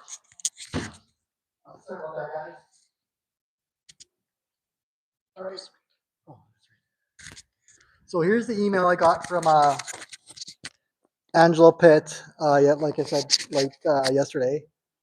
Dear Michael, it's come to my attention that the event is being promoted as an education town hall is part of a province-wide activist campaign called For the Love of Public Education, Day of Action, organized by advocacy groups such as Public Interest Alberta. Anybody here from Public Interest Alberta? No? Okay. Because I'm not, I'm just a parent. And support of our Students Alberta, or SOS. Anybody here from that? Okay, no. I'm not a part of that either, just to clarify. To keep going, the promotional materials clearly state the purpose is to keep the momentum going to protect public education and the current government's actions include petitions, activists, messaging about privatization, and the use of notwithstanding clause. Well, we did mention those things, so don't falter there. This is not a neutral session. It is an organized activist event, and I believe it's important to be transparent about that. As MLA for Airdrie East, my focus remains on constructive solutions to address the real challenges facing our education system. I have worked hard to secure additional classroom spaces for our growing community, which we are not fully there yet. Significant progress is underway. 6 new schools have been approved for Airdrie across Rockview schools, Calgary, Catholic, and Francophone boards. Additional portables are being deployed to alleviate immediate pressures while permanent infrastructure is built. These investments represent a major step forward for families in Airdrie and demonstrate our commitment to strengthening public education. Given what I believe the intentions of this event are, I will not be attending. My priority is to continue working on tangible solutions that benefit students and families rather than participating in events focused on political activism. And I read that verbatim so that I didn't misquote the email. All right, with that, I'm going to pass this off to Peter Guthrie, who did show up today. Thanks, Peter.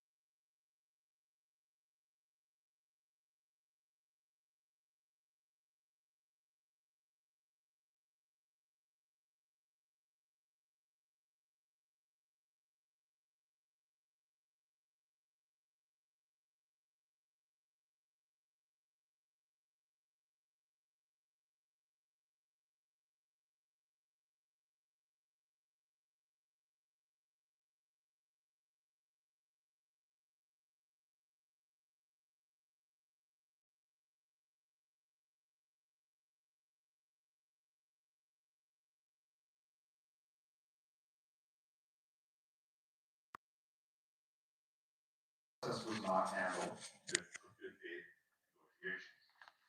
Normally, negotiations with government are conducted confidentially, and they're done to preserve trust and allow space for compromise. Give you a different mic. Sorry, that one's not picking up. Right. Sorry. No, that's all right. We want to be able to capture this.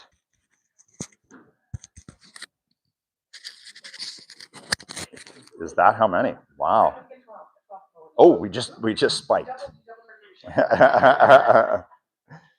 So normally in negotiations with government, they're conducted confidentially to preserve trust and allow space for compromise.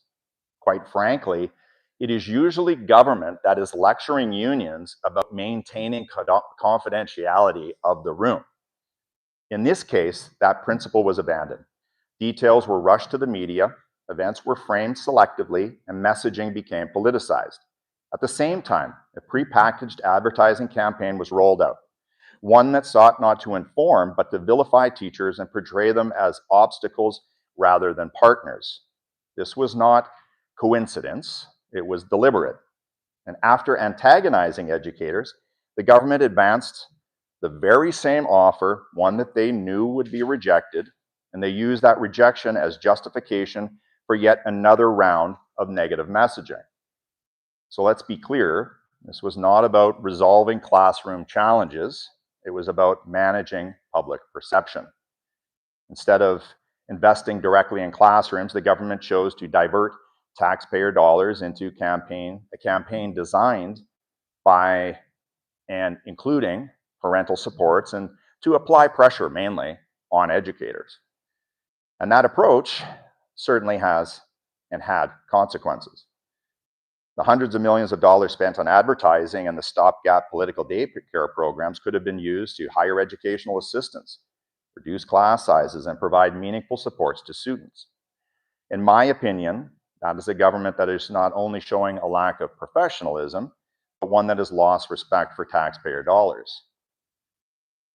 When nearly 90% of teachers rejected the proposed agreement, it sent an unmistakable message.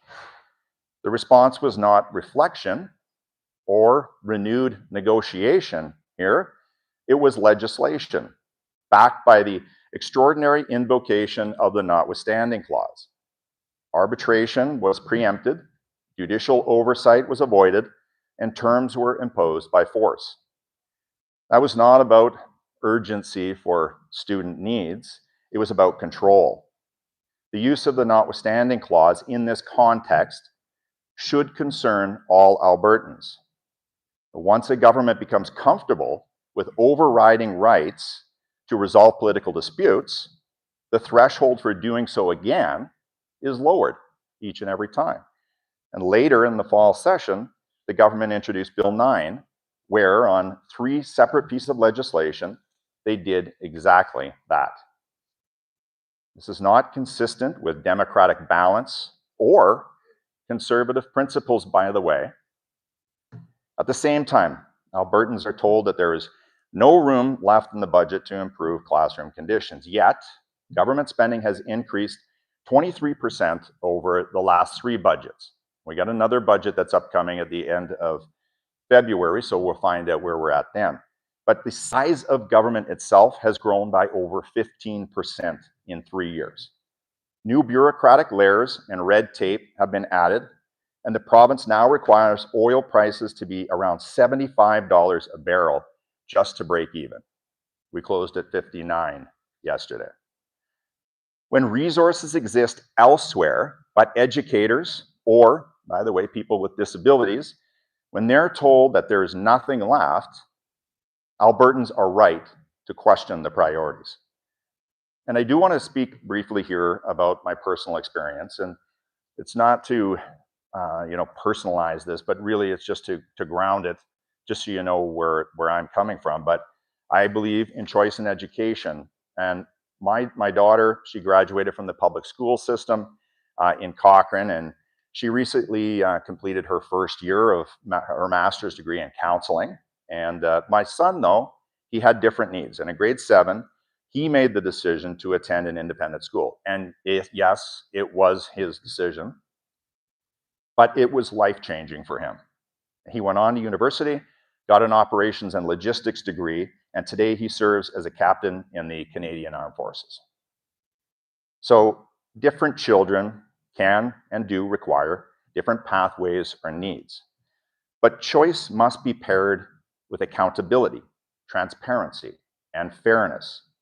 That is why recent decisions around a capital funding program for independent schools, approved quietly without broad consultation, and in fact, many people don't even know about it, this raises legitimate questions.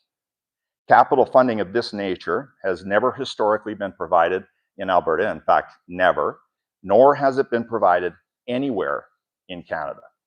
And introducing it without open discussion, particularly while public schools struggle with enrollment growth and complexity in the classroom, this demands scrutiny. Now, I do want to turn to what matters most, and that's kind of the path forward. Where do we go from here? As you may or may not know, I'm the leader of the Tory party, and this is a progressive conservative movement, even though the government has tried their damnedest to stop us from doing and saying that. But we're one that believes that strong public education systems are built on professionalism, evidence-based policy, and genuine collaboration. We believe education policy must be guided by lived experience and long-term outcomes, not ideology and short-term political advantage. The Tory government would begin by restoring professionalism to labor relations. We would repeal the use of the notwithstanding clause in this context and recommit to negotiating the remainder of that contract. We would return to good faith negotiations with educators, focusing not only on compensation, but most importantly and primarily on classroom conditions and student outcomes. Most importantly, we would confront issues that teachers raise most consistently and urgently, and that is the growing number of students with complex needs and the lack of adequate support to serve them. For years, educators have told us the same story. I've been an MLA for 6.5 years. This is the number one thing. You know, where once there was 1 or 2 students with complex needs supported by educational assistants, today there may be 10 or 12, often with little or no additional help. Teachers are being asked to manage situations that require specialized training, support, and resources without any of those being readily available.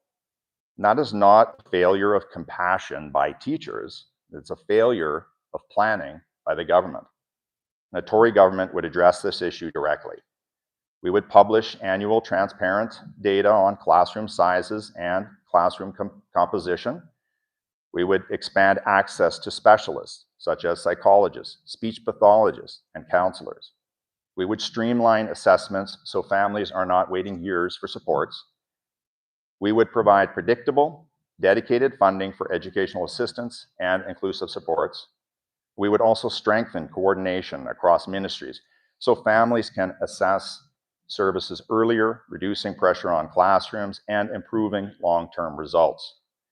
And we would introduce long overdue accessibility legislation, establishing practical province-wide standards to ensure students with disabilities can access education, services, and infrastructure with dignity and consistency. Fiscal responsibility in a Tory tradition is about stewardship. It means prioritizing investments that deliver long-term value, like education, while demanding accountability and transparency in every dollar spent. Choice in education would remain a cornerstone of our policy, but strengthened by fairness, rigorous accountability, and decisions informed by broad consultation rather than quiet approvals. Governing well requires listening before legislating. It requires respecting professionals rather than confronting them.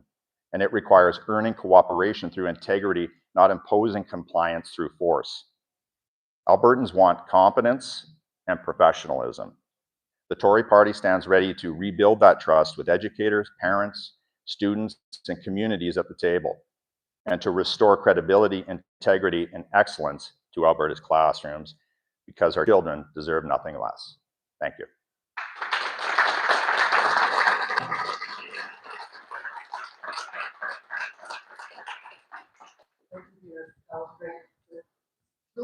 when politicians think they're show up to events like this and listen to what we have to say. Now we're going to move on to the two main part of the things. We have the city of Airdrie here as well, representing the staff there. Representing, so if you ask questions about proposals or anything like that, or the role is involved in when they design the community. One of the questions I have from the emails particularly is just that when the city of Airdrie designs the community, they actually set aside land for schools. And how many school-ready sites are there in Airdrie currently waiting for schools to develop? Get that too.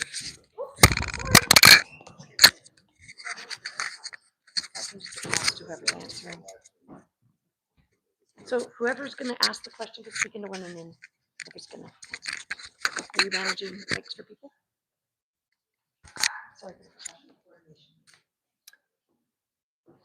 I'll just, that doesn't seem to be working. Does that work? Does that work? Yeah, okay. And I hope the other mic works as well. Michael, just so I understand the question, you're wondering when we're designing new communities, how many school sites are there allocated in a particular geography or area? Yeah. Yeah, indeed. Thanks, everybody. My name is Jamal. I'm the manager for Strategic Growth Services here at the City of Airdrie. That is a fancy way of saying I have planning and building and application services that go along with that. There's an important distinction to be made. Certainly, the city does a lot of planning when it comes to new growth areas. So you have, of course, your inner city, and then you have the areas that we call greenfield around that. And we do a lot of structure planning when it comes to that. But we also have a number of industry partners, the landowners and the developers and builders that assist us with that. And so there's a planning that starts at a very high level, at a community level. So that could be approximately 8 quarter sections of land. And then we drill down further along with our industry partners to get down to a quarter section of land, or maybe a little bit more than that. So 160 acres. Michael, to your question, ultimately we see at least one school per quarter section. Now, in some cases, that could be a shared, what we call a joint use scenario, where there might be 2 schools and they might be sharing play fields that go along with that. But by and large, across the 3 school boards, and we work with them monthly throughout the year, we ensure that there is a long-range plan that has at least 1 elementary to middle school per quarter section, and then, of course, at a larger scale and catchment area, a high school that might take in multiple quarter sections.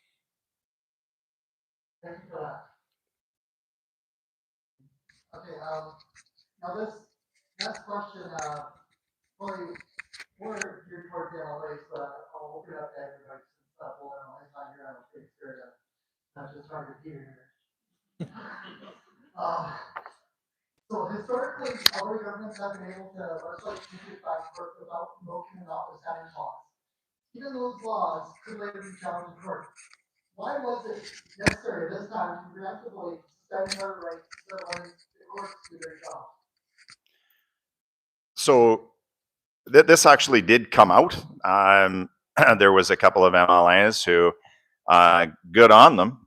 They actually answered directly to their constituents and told them that they had the government. They had got a legal opinion, and the legal opinion was that they were going to lose badly in arbitration, and so they made a decision to circumvent the court process and to implement notwithstanding ahead of time. So effectively, what it does is it slows down the process. The government can hold you up in court for a long time. So now you can no longer go straight to court to try to overturn the legislation or to ask for arbitration. Now you have to first go and overturn the notwithstanding, the use of the notwithstanding clause. Then once you get that done, then you can go and start to fight. But it's a long battle. And if you're looking at a 4-year contract that you're already 1 year into, or number of months into. Well, by the time you get to the end of that contract, you're renegotiating the next contract. So basically, it was just to defer and to, I mean, it's probably going to cost them, I don't know, I mean, a couple $100 million, perhaps, maybe more. Don't know what that number would have looked like. I'm not privy to those figures, but of course, it was to save money and to slow down the process. So next question, does the use of the notwithstanding clause suggest the government use legislation would not survive a charter challenge? Pardon me again? Does the use of the notwithstanding clause suggest the government knew the legislation would not survive a charter challenge? Oh, absolutely. Yeah, there's no way that that it would, and that it's an admission of guilt, and they're circumventing the process. That's not what the notwithstanding clause was used for, or meant for. What it was meant for is if there was some egregious error that was made by the courts, or that a decision was made by the courts that was hugely against the public interest. And that's why it's rarely used. To circumvent the process and to use it before the courts is, completely to take the judicial arm of government, really of our parliamentary system, away, right? And just bring it down and boil it down to the legislative arm having all the power. And then skip next one, I think your answer great. But if this tool can be used against teachers today, what precedent would be used against nurses, education work, other education workers, or other public students as well? Nothing. Like I say, and my address, it's been used 4 times in the last session. I would expect it to be used at the will of the government now. So conservatives have long argued that teachers should focus on education, not family or personal matters. How does Bill 9 replace teachers in the role of monitoring, reporting, and potentially outing students, not contradict that principle? Okay, this one's back to me again. What? Sorry, I thought maybe I was getting a break there. What was the beginning there again, please? Conservatives have long argued that teachers should focus on education, not family or personal matters. How does Bill 9 replace teachers in the role of monitoring, reporting, and potentially outing students, not contradict the principle? Yeah, Bill 9 is actually, that's not what Bill 9 is about. Bill 9 is strictly only did 3 things. The law was already in place. The government had already implemented those laws. They existed. What was happening is that there was at least 2 court cases that were in the court systems, could have been 3, and there was another 1 or 2 in waiting. So Bill 9 was to try to end those cases before the court because they knew, or they felt, probably based upon legal review, that they were going to lose them, and they didn't want to have to deal with that. So Bill 9 was strictly, it didn't do anything other than implement notwithstanding clause on 3 different pieces of legislation. That's all that it did. That was the entire purpose of it. So the debate that's being brought forth there in that question, that all took place previously. This is, it's about fairness for everyone. Isolating and people in our society based on sexuality, based on race, based on religion, what have you, that is wrong. And that's exactly what they were trying to do there with Bill 9 and the implication of the notwithstanding.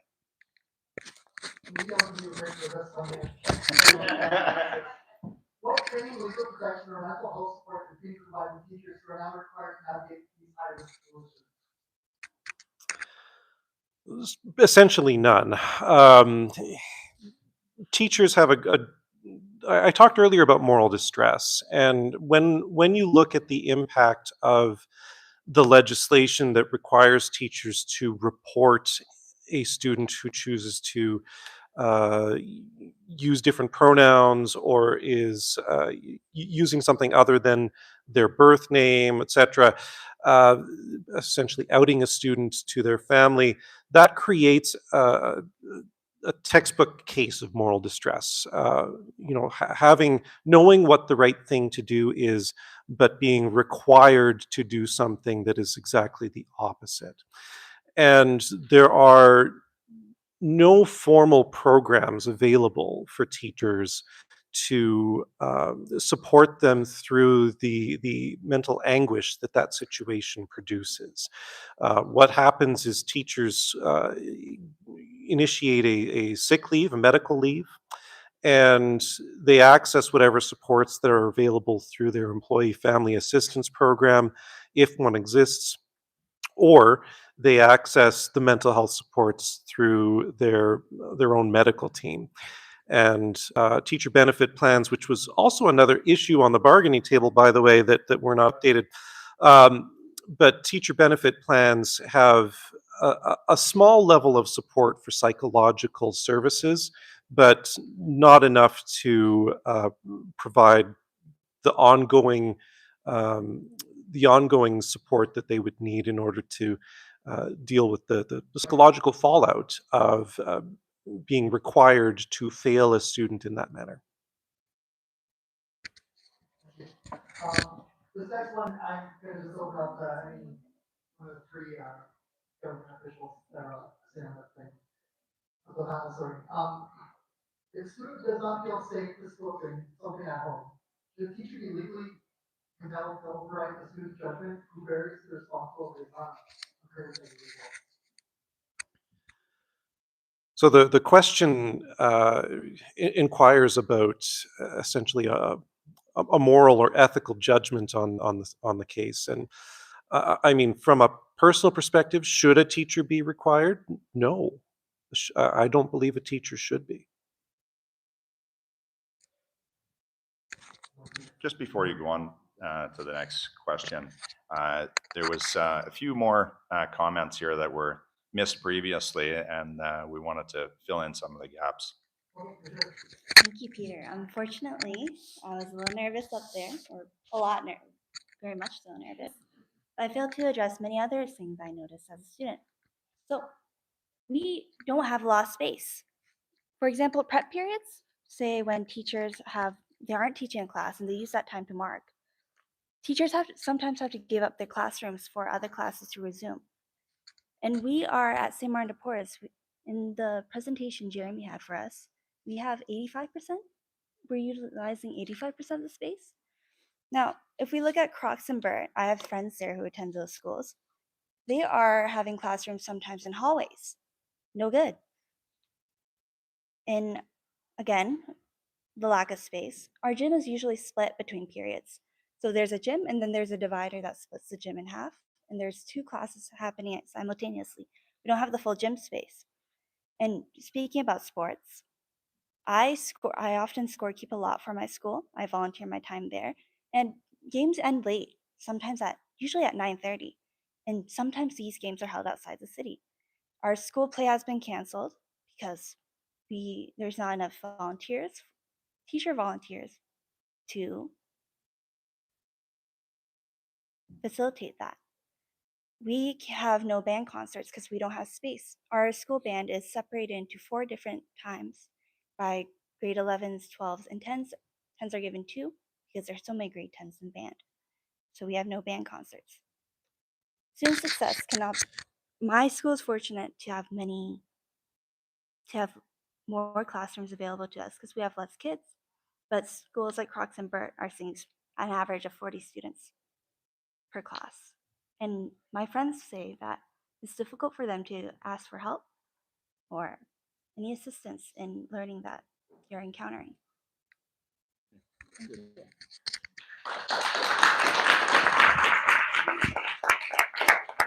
Yeah, I know the goal is to be public speaking like this. Thank you very much, yeah. I'm gonna take a break from these for a second and let some audience participation now.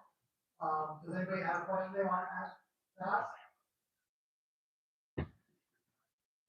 Do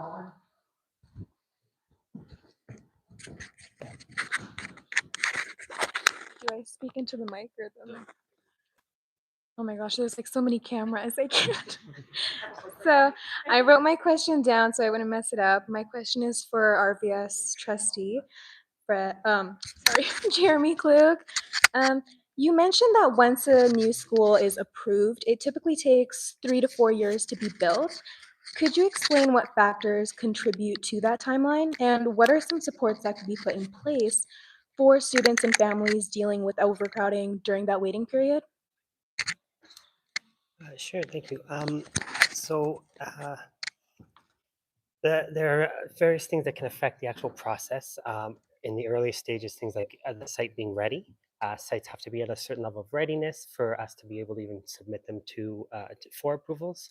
So that's something that we do work with our city partners to facilitate that. As I spoke about, there's sort of 3 stages of design or of finding and planning, design, and then construction. So you can be funded for one. Ideally, the funding continues to follow. Sometimes it doesn't, so there can be delays there. There can be delays in another thing that can sort of contribute to that is there's sort of 2 types of schools. The way we build schools in Alberta, there's schools that are owned and operated by the school boards, and then there are the public-private partnerships, P3 schools, that are done in conjunction with a private partner. And there are both limitations around once those schools are built, what can be done with them. But again, when you're dealing with like a private partnership, you do have to go out for requests for proposals and procurement, and that's a process you don't necessarily know everything going in. So those types of things, the types of schools can affect how long it takes. Uh, Things like changes in government. As sometimes we go through booms and bust cycles in Alberta. Everyone's very commonly known about this, as well as changes in government. So there's all sorts of things that can disrupt that during the process, and as these processes can take a long time, it's 3 to 4 years after construction funding.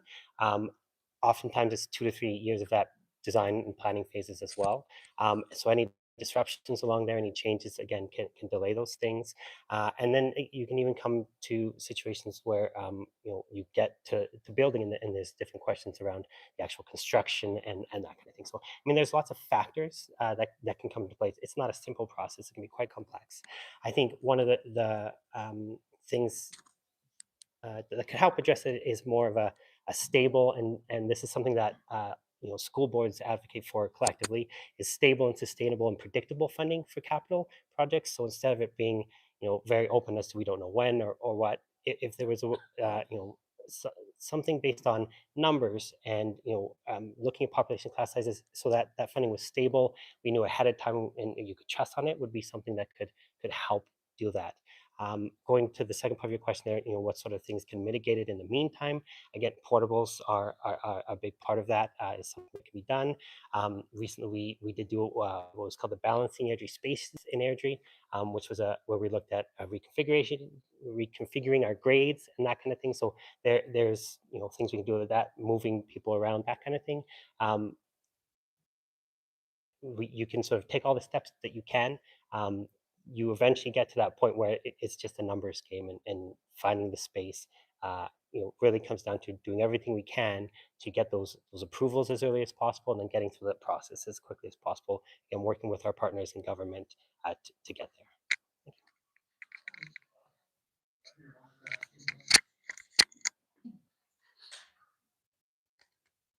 Yeah, I'll add a couple of things here.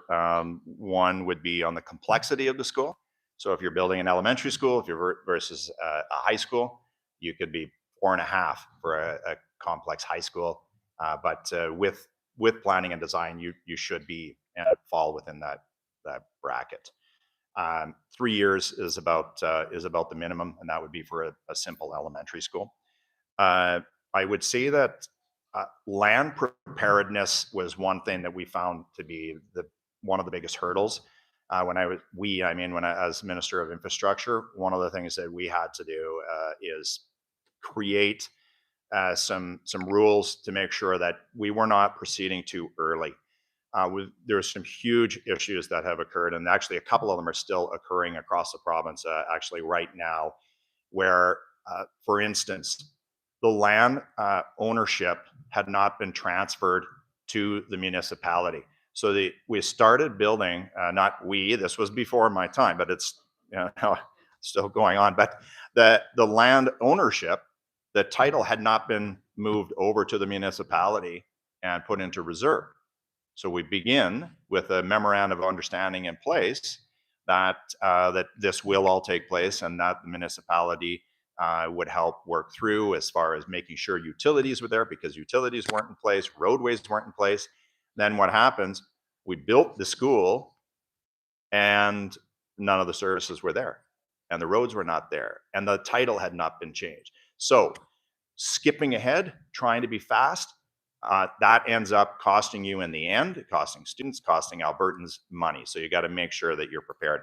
The other thing here that I don't know why this did not take off. When I stepped down as Minister of Infrastructure, we had a pilot program that was ready to go to put up a pilot program for modular schools. So we were going to do and build one in Edmonton and one in Calgary on some available site. Probably could have put together a school, modular school, in a matter of 4 months. If you threw in a few months of design and preparation, land preparation, et cetera, we certainly could have had two modular schools up and going to take and relieve some of the pressure off of the system in, let's say, a year, to be fair. But unfortunately, that seemed to have stalled. But I think it's a program worth taking a look at. And I think one of the other things that would really help in this respect would be, and Jeremy alluded to this, but clear and transparent selection criteria for school divisions when it comes to approval of capital projects. I know from a municipal perspective that this is another thing that would be beneficial for municipalities for their capital projects as well. But, having clear understandings for school divisions with respect to, what are the metrics or criteria that would prompt an approval for a particular project? What threshold do you have to surpass? And to a certain extent, then depoliticizing the selection of particular capital projects. Have it be clear. What is the threshold you have to surpass in order to get a project approved? That leads to the perfect segue to our email questions directed at the city here. How many school-ready sites do you have currently? Just waiting for school to go. Thanks, Michael. So I can't articulate across all three school boards because I was preparing my remarks for Rocky schools in particular.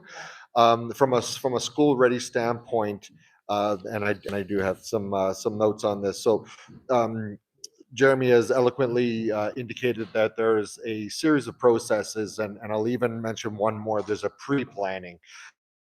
So we have a pre-planning process, and per Jeremy's slides up there, I can say that the Cobblestone Elementary is in that pre-planning stage. And Michael, stop me if I'm not answering the question.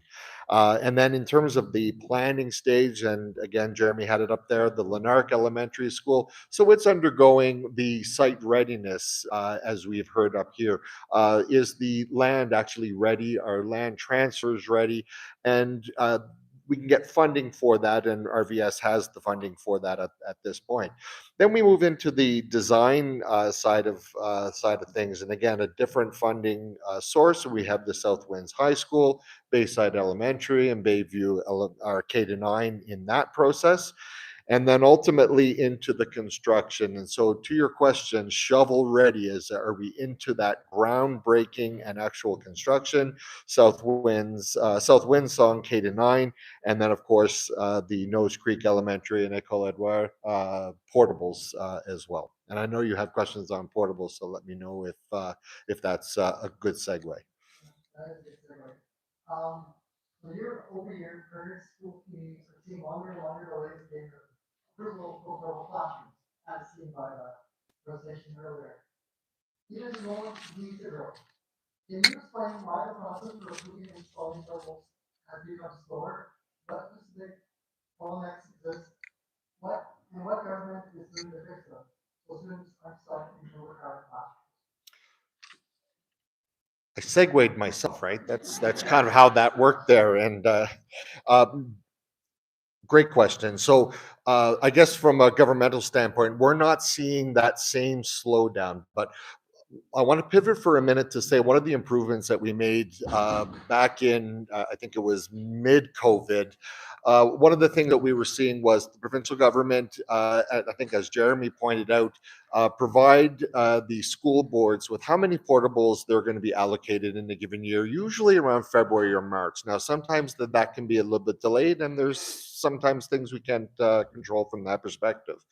But one of the things the City of Airdrie had done at that point, seeing that there could be delays in the allocation, and then the school board then needs to figure out where those portables are going to be placed throughout the city, is when a new school comes in, and I think the first one that we did for RVS was Northcott Prairie, we took a look at what the development and building permit requirements would be for that.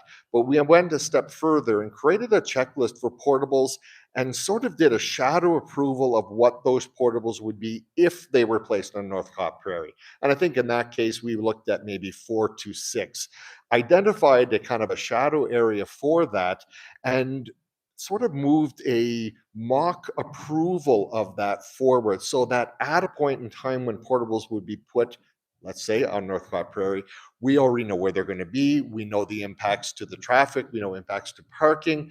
And so we've already done a lot of that work, and the process would be a lot smoother. One of the other things that we did is we provided a checklist to all 3 school boards of 4 portables, knowing that you're going to get the allocation and the approval from the province in March, say on a given year. Boy, that's a fast time and fast turnaround for an application to come in order to get occupancy for September. If you do these following things, check, check, check, we'll be able to review it in an expedited fashion and move forward. So hopefully then you're into the construction, say June, which again is only a couple months, and hopefully then you're into the occupancy. But one of the things that I wanted to mention in terms of delays, just because it's a modular unit and you're sort of taking it and bloop, onto the land, bloop is a technical term, it doesn't mean that you don't still have those same construction or offsite impacts like traffic, parking, connection to utilities and in the underground, as well as services and shallow utilities like electricity and gas. So all of those things still remain. It's not a simple matter of just saying, hey, it's an easy addition to the land. Again, the benefit of what we're doing now at the city is making sure that we are site ready, particularly when there's new schools. It's a little bit more difficult when it's an existing school and we're in an existing community because there are offsite impacts like parking and traffic and those types of things. Hopefully that answers the question, Michael. Let's turn over to the crowd here. Yeah, I think I have a question about.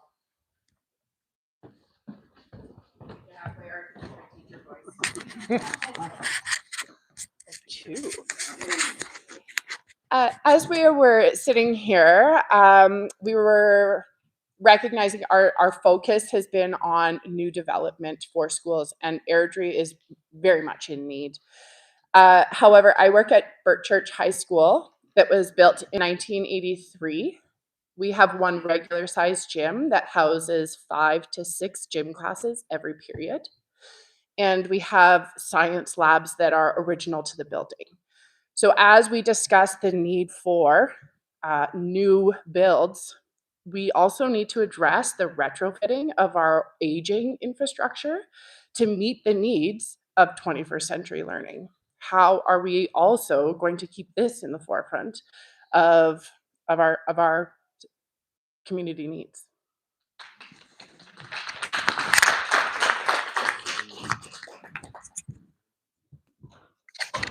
No, you're bang on.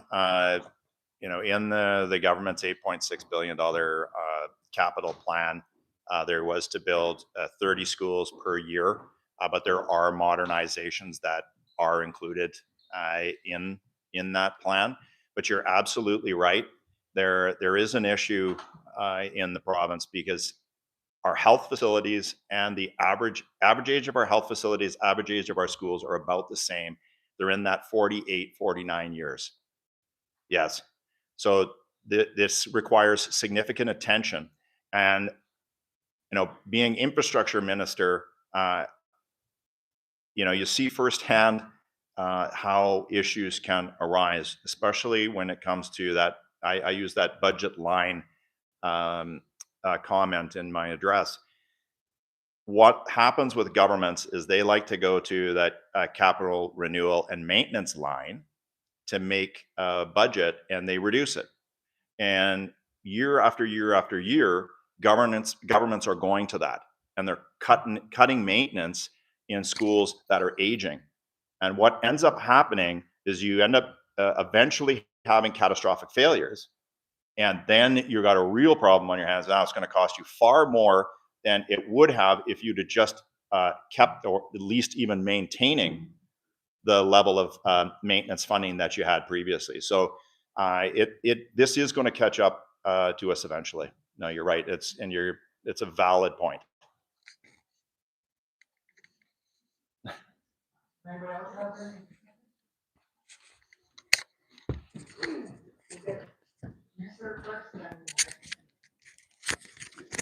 Thank you, Mr. Gunther, for showing up and showing us the respect, as somebody else wouldn't, of listening to us. Now, I've got a couple comments. There's actually two questions. Our battlegrounds in the classrooms are getting the same as what healthcare has been going for a long time. We're going to have some people hurt, and hurt badly. And who is going to be responsible for that? Not the government. They're not going to take the responsibility of that. So I'm wondering, Dan, you should have been, for lack of a better word, elected a long time ago. We could have had the voice in there. But having said that, how can we make it so it's going to be safer, not only for the teachers, but for the students also? We advertised across Canada to bring all your masses over to Alberta, and then we didn't have the infrastructure and the money to pay for it, and we were not paying for our education in the first place, as we aren't in healthcare also. Now, my second question is partly for the city of Calgary, or no, sorry about that, City of Airdrie. How can we make a process that isn't so complicated that we can just say, okay, we need that kind of school here in this brand new division here, because we know that all these people are going to be new families that have little kids, and they're going to grow up and things like that. How can we make, I hate to say it, a cookie cutter school, so that we can get things planned and going, so that we spend less on process and more on construction, and then we have accountability to say, okay, this was started with this government. When are we going to get this done? When are we going to get that going? And then the public would know, and then they could put pressure on the government to say, why haven't you done that? Because 4 years ago you promised it, and you haven't done anything yet. Thank you. Thank you for those questions. And so multiple aspects there. I'll start with the safety in schools question. And this is a difficult one to solve, because there's two elements that you've identified. One is safety of staff, and one is safety of students, and these are governed separately. So safety of staff is governed under current occupational health and safety legislation in Alberta, and I would argue that there does need to be some revision to that legislation and the occupational health and safety code in order to address the peculiarities and unique facets of safety in a school setting. That would be, so engagement with teachers by government with respect to occupational health and safety. You've started to see this a little bit with the violence in classrooms working group that the government has started, but I'm not myself incredibly confident in the transparency and the efficacy of that particular group, but anyways, that's a conversation that's separate and apart. But making meaningful changes to the Occupational Health and Safety Code, and specifically with respect to violence in the workplace that captures the universe of different student behaviors that are impacting classrooms today. That's step one. With respect to student safety, this is probably more urgent in my perspective than the occupational health and safety changes, because at present we only have a vague statement in the Education Act indicating that schools shall be safe and caring learning environments. It does not go into any sort of detail to define what safety for students looks like. And I mentioned classroom evacuations and extreme student behaviors. That impacts more than just the educator and the education assistants in that classroom.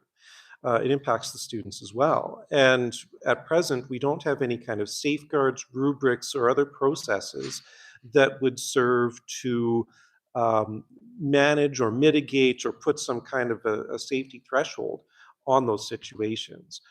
And so, do we need something like a student bill of rights, or a student safety in classrooms working framework that would help provide school divisions with guidance on this is what we need to do for kids? That would be very helpful.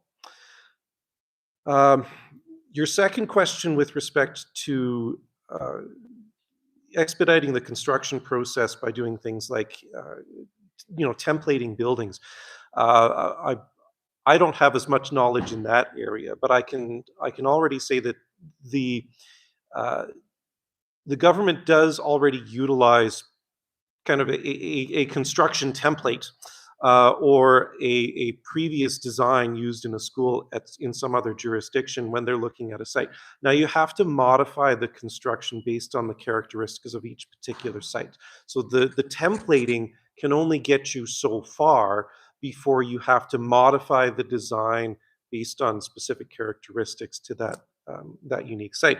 I might pass it over to my city colleagues for more on that piece. Thank you, Dan, and thank you for the question, sir. My name is Stephen Utes. I'm the Director of Strategic Growth and Investment for the City of Airdrie, so overseeing the strategic growth services that Jamal is the manager of, as well as our advocacy and investment portfolio, which oversees government relations and grants among other departments and divisions. In response to your question about the city's role and the processes and your indication of complexity, I would want to note that starting back around 2018, when there were changes made to the Municipal Government Act, which is the... Oh, okay, yes. I thought maybe I wasn't loud enough. Okay, thank you, MLA Guthrie.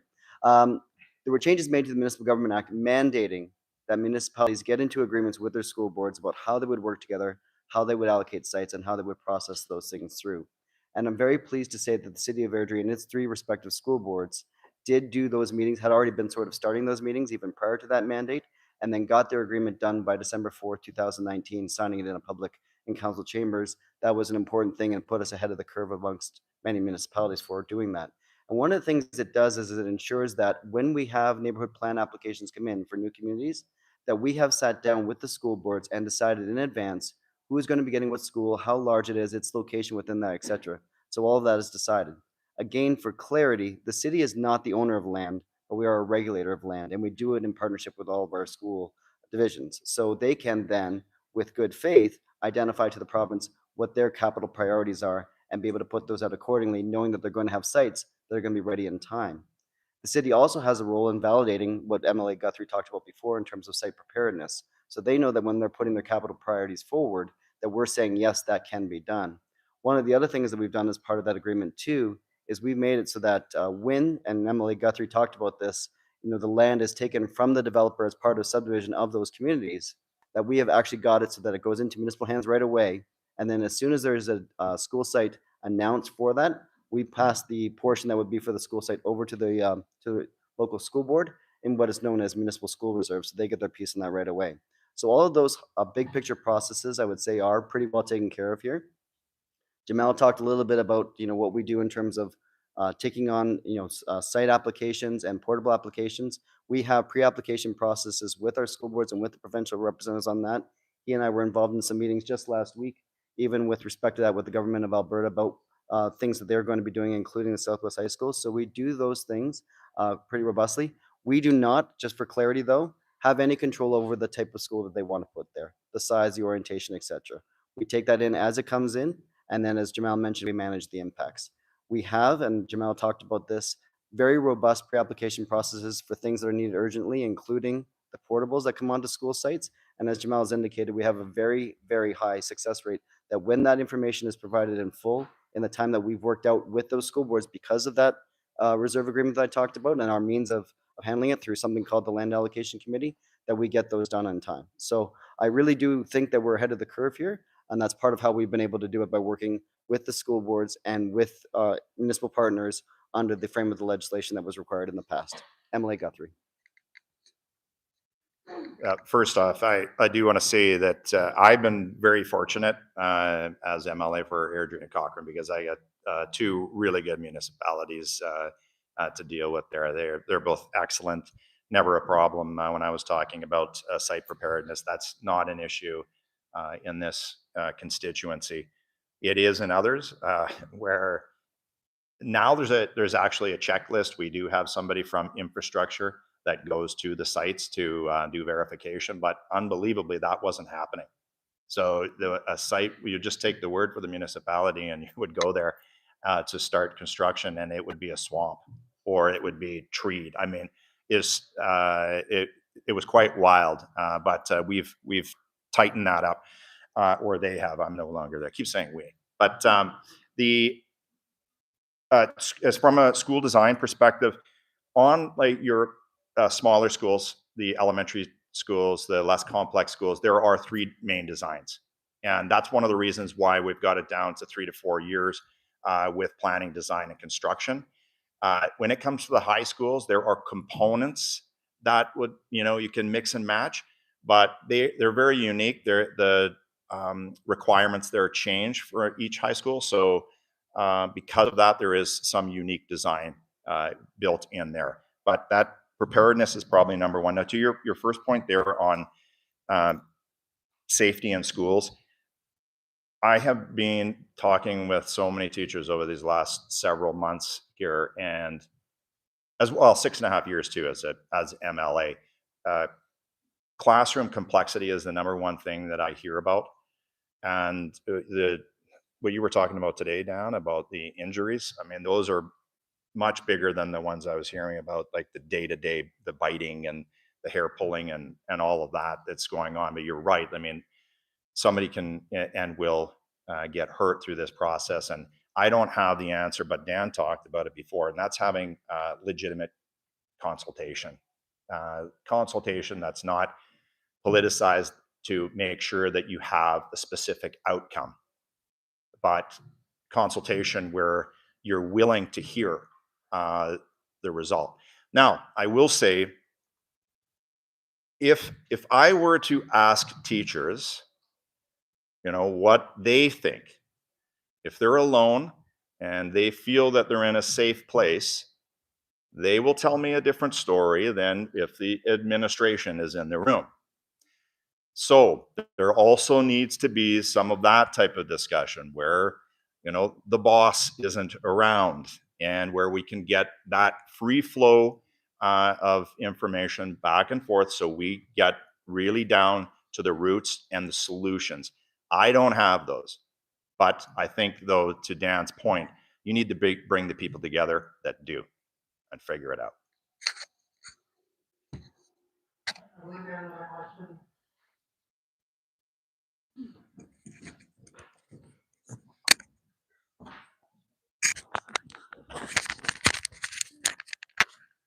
Sorry, this one's for Mr. Guthrie as well. Just to thank you for being here, first of all. I know this isn't easy, and I know it's not easy to walk into a room full of people that are passionate about education. So thank you for at least showing up. That's a big step in the right direction. I was just wondering if you could expand on like your thinking or policies that you would put forward towards education. I know I'm just going to read it. You're framing it as like choice in education rather than privatization. So does that equal fairness and accountability for the private schools or charter schools? Would they be required to accept all students like public schools are? Um, we are not allowed class size caps while they are. What is your thoughts on that? So Right. we're not creating like a two-tier education system for the haves and the have-nots essentially. And will you basically commit to making it so that all students in Alberta receive the supports that they need, not just the ones who have parents that are blessed enough to be able to provide that funding? Yeah, I'm not sure. Yeah, how long? Thank you. Yeah, I do believe in choice in education, all forms. You know, my son, he was struggling in grade 6 on a number of different levels. He was a high performer who had, you know, emotional.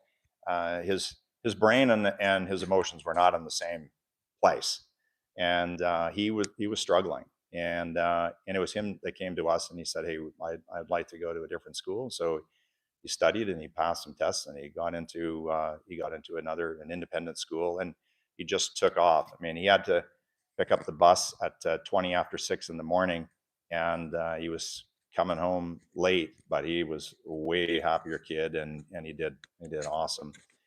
So I'm a strong advocate for choice in education. Now, we knew going in it was going to be expensive, and that was what we did.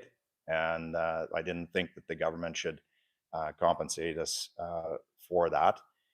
Um, Part of why it's so expensive is because a school they have to put in the capital. They have to, you know, they have to build, they have to raise the funds, they have to buy the land, you know, et cetera, et cetera. Now, right now, I think there's 70% that is paid to private schools. I don't think that should be reduced or increased. I think just leaving it as it is, it makes things difficult, because there are certain schools that cater to different needs. And if you went and changed that funding profile, you could really hurt some of the schools, like where children are in need. Now, on a capital side, the government just approved $130 million for capital funding for independent schools, and that is going to be I don't know exactly what the program looks like, but when I was in government, I opposed it, and it was going to look somewhere like, for every $2 put in, $1 from government would be put into on the capital side. So those are the kind of dollars that I'm talking about, that shouldn't be going there. There is a charter school system that is supposed to, you know, that's publicly funded. So I could never wrap my head around why monies would go to a capital program for independent schools, knowing that we had that already existing.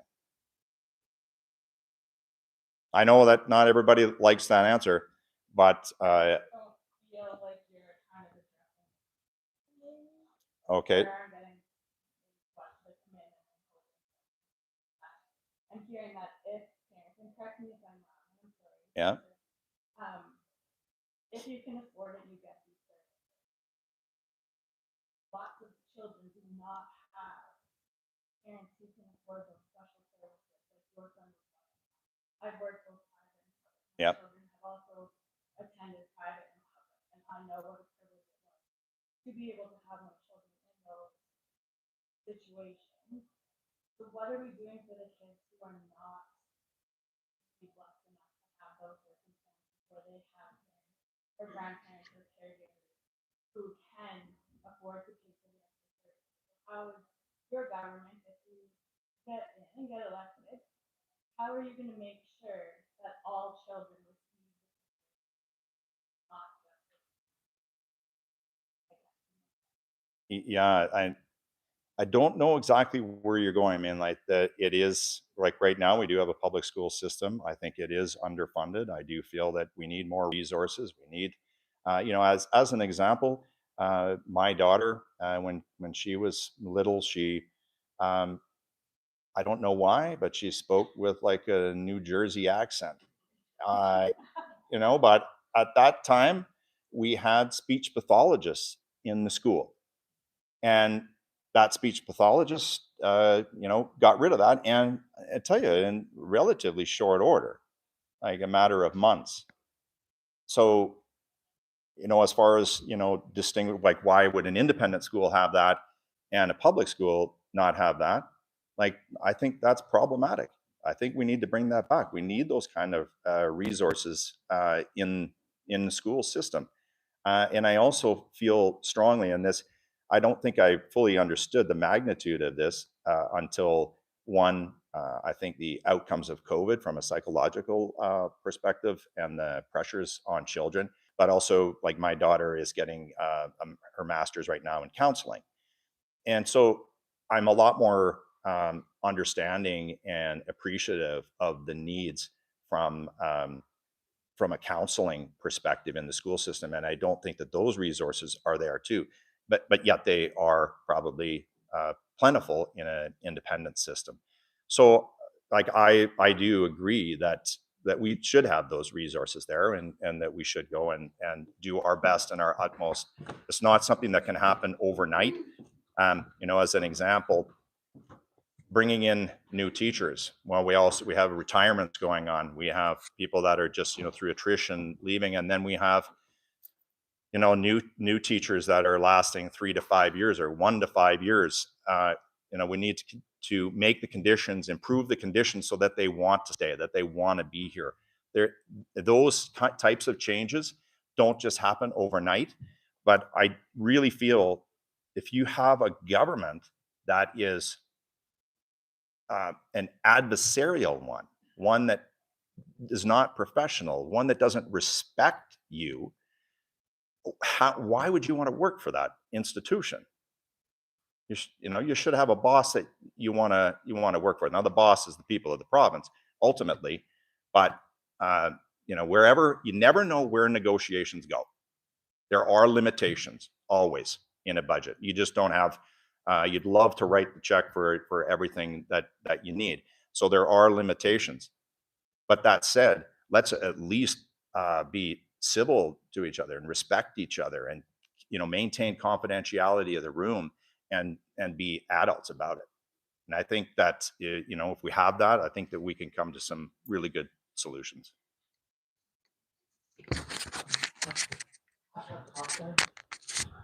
Yeah, I'm going to come at this from a little bit different perspective then.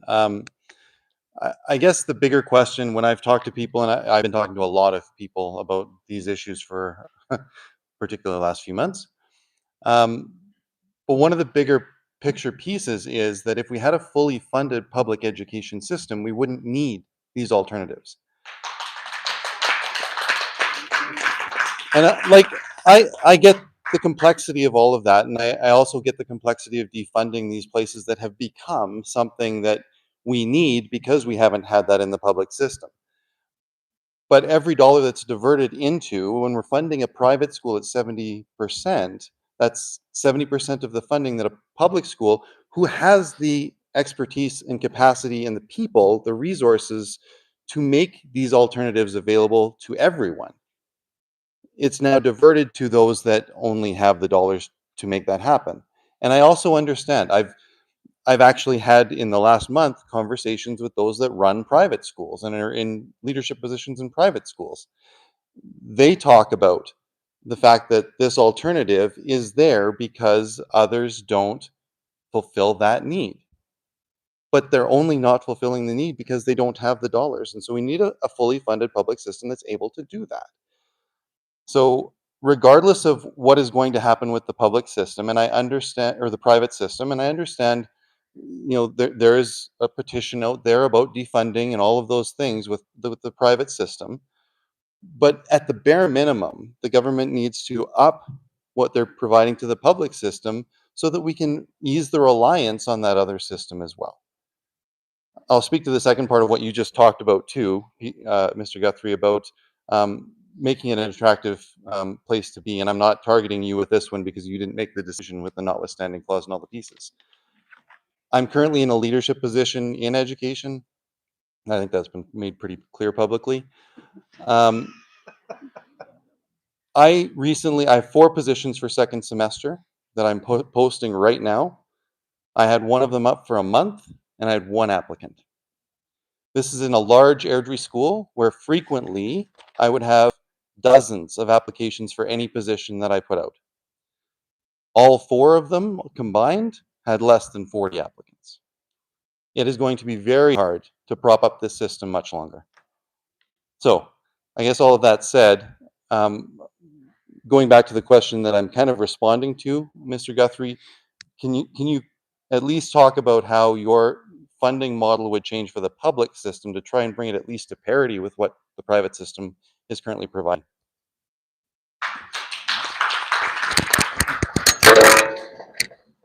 So I'm an engineer.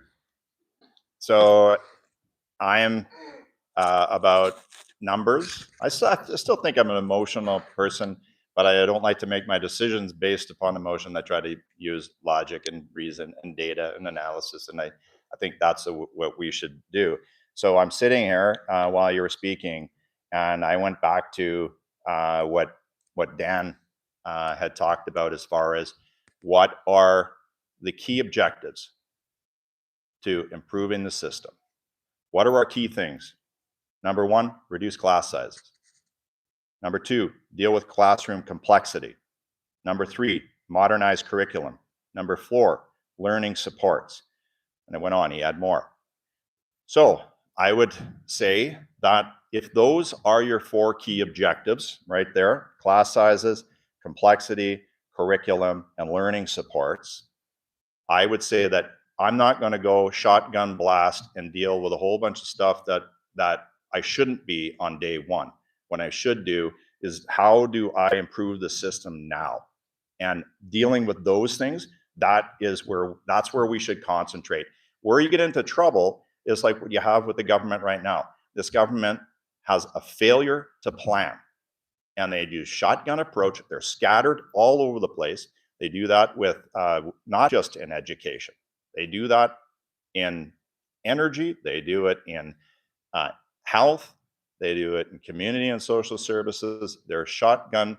It's a disaster because there isn't the time taken to create a plan, develop a mission statement, develop your core values, develop your key objectives, and then once you know what those are, develop a plan with those people who are experts in the field, get buy-in from teachers, get buy-in from the administration, get buy-in from your team and the public, then you execute quickly once you know what your plan is. So that's where I would focus.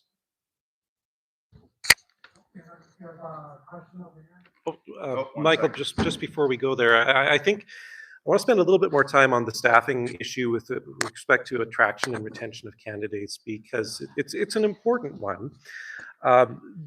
The province used to engage in a workforce planning committee with respect to education, and they stopped doing that right around 2019. And it would be important to bring back, because as Peter's alluded to, when you plan for the future and you look 5 to 10 years down the road and consider, what is my workforce going to look like at that time, and what do I have to do right now in order to ensure I have sufficient candidates to staff the system that I want to have in the future, you by nature develop better governance and better policies. And when you look at it from that perspective and you start to modify the system and address the issues related to teacher capacity and workload and classroom complexity, you correct the working conditions that are kind of the bugbears for teachers. You make the attractiveness of these positions that much higher, and you start bringing people in from the countries, from other provinces. You start making the profession more attractive. I happen to be aware of the enrollment statistics for the University of Lethbridge's Faculty of Education program. And where the U of L, which is by many considered to be kind of the premier teacher training program in the province, where the U of L used to have 16 to 20 introductory to education classes every single academic year, that has been reduced due to a lack of demand, kind of down to about 4 or 5. So people are not gravitating towards these programs at the moment, for I think obvious reasons, and that will compound the problem of finding attracting and retaining candidates in the education system down the road, because of course you can't just poof create a teacher. It takes about 4 or 5 years to train somebody from start of their university education. So we're going to experience these issues in more acutely as time goes on, unless we start making changes now. Agreed. Oh, 1 second. I just have a question. So this isn't directed to anyone in particular, but any of the many informed adults in the room is more so. So we've discussed many issues within the public education system today. And that's the question, when will they be addressed? Because the Haudenosaunee follow, they have a principle where they follow a 7 generations principle, where they consider the impacts and benefits for the next 7 generations. And in my humble observation as a student, we're not prepared for the next 7 generations, much less the next 10 years.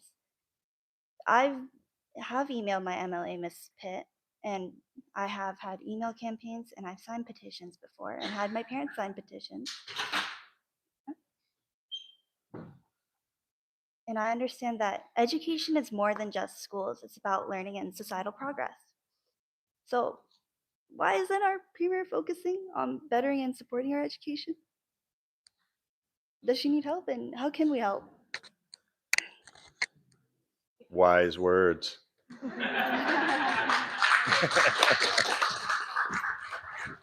You did terrific. Yeah, thank you for that. I think it kind of goes to what we were speaking to and about earlier, and that's about developing your priorities, developing your core values. Is it about self-preservation, or is it about doing what's right for Albertans? I think sometimes there's tough decisions that need to be made, and you got to make them, and everybody's not going to agree with you all the time. You can't try to please everybody, and you're not going to be able to. But that said, if you get down to basic principles and you do the right thing for your province, and you make those core decisions, sometimes tough, you make those decisions, those outcomes are what should determine whether or not you get elected, not whether or not you politically outmaneuvered your opposition.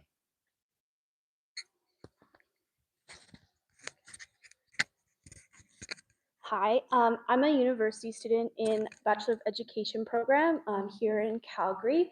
I'll just say thank you. I'll just say one thing here. Most of my university lectures are smaller than the average high school class right now. As a teacher entering the profession, I've heard many times, "Are you sure that's what you want to do? Like, are you sure you're making the right choice here?" And it's questionable, but I just want to know, what's the plan to support new teachers in the future to ensure I'm going into a profession that's sustainable for me and for my future students?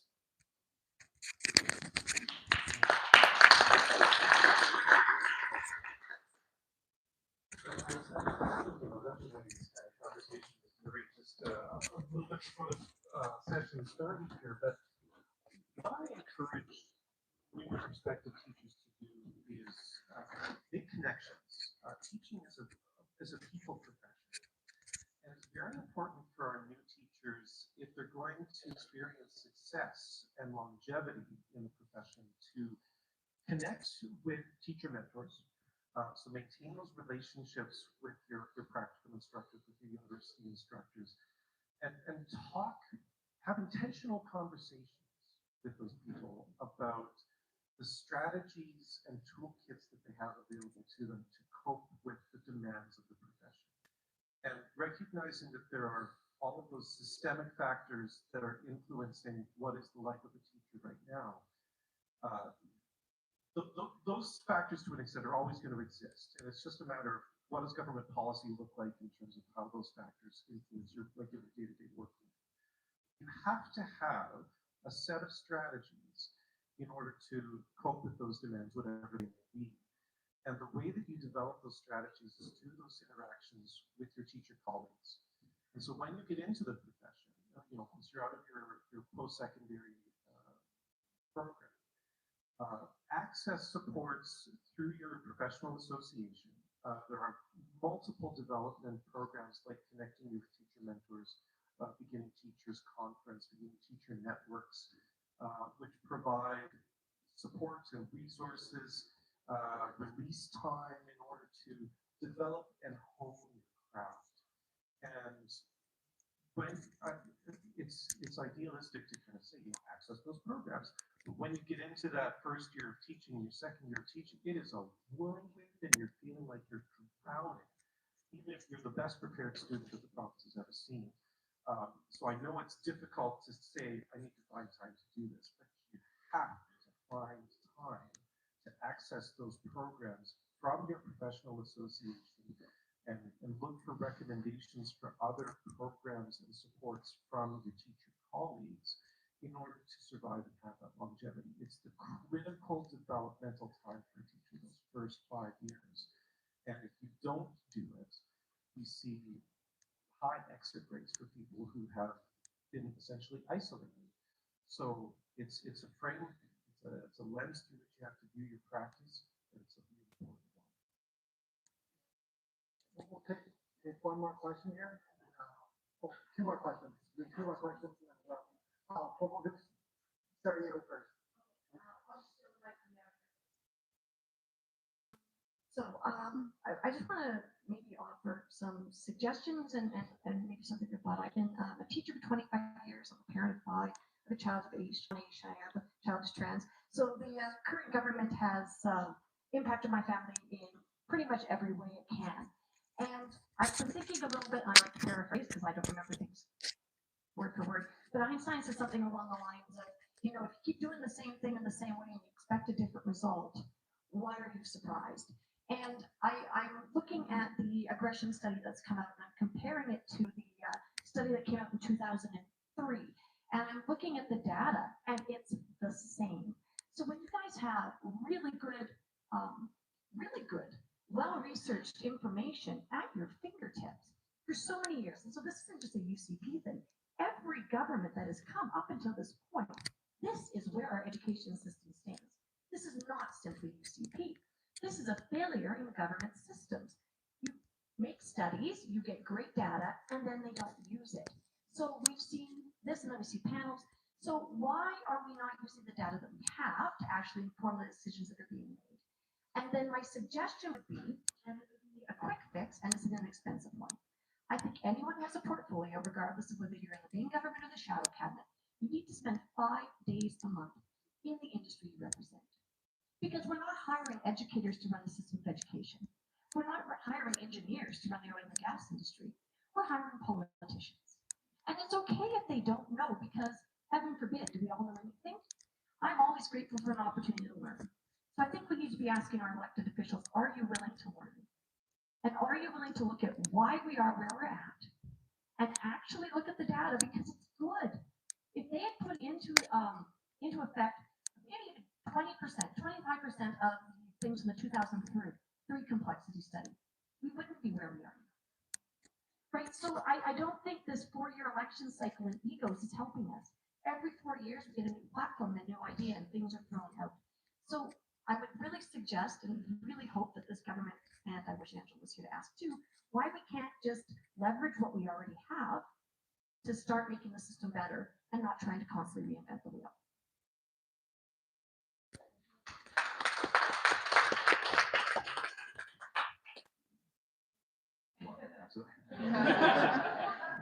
Wasn't sure if it was a question. Yeah, that's an excellent monologue there, and I agree with you. You know, when I graduated from university, I got a job interview in Minneapolis with a company called Cargill. It was 2 days. We flew in. You were not interviewed. There was no candidates around you were vying for the same job. So they put you together with people that were looking for different positions, wanted to see how you interacted. Then there's an interview process, yes, but you're under watch, but you didn't know you were under watch. And then one of the things I learned during that interview process is that they wanted you to do exactly what you said.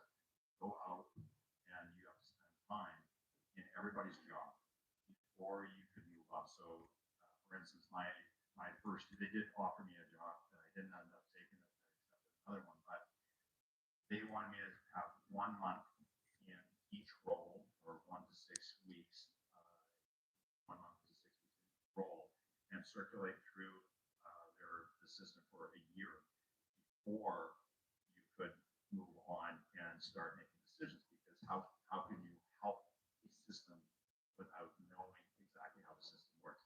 You could also have the wolf hold over your eyes pretty easily, or use them if you don't know. But I really like that suggestion.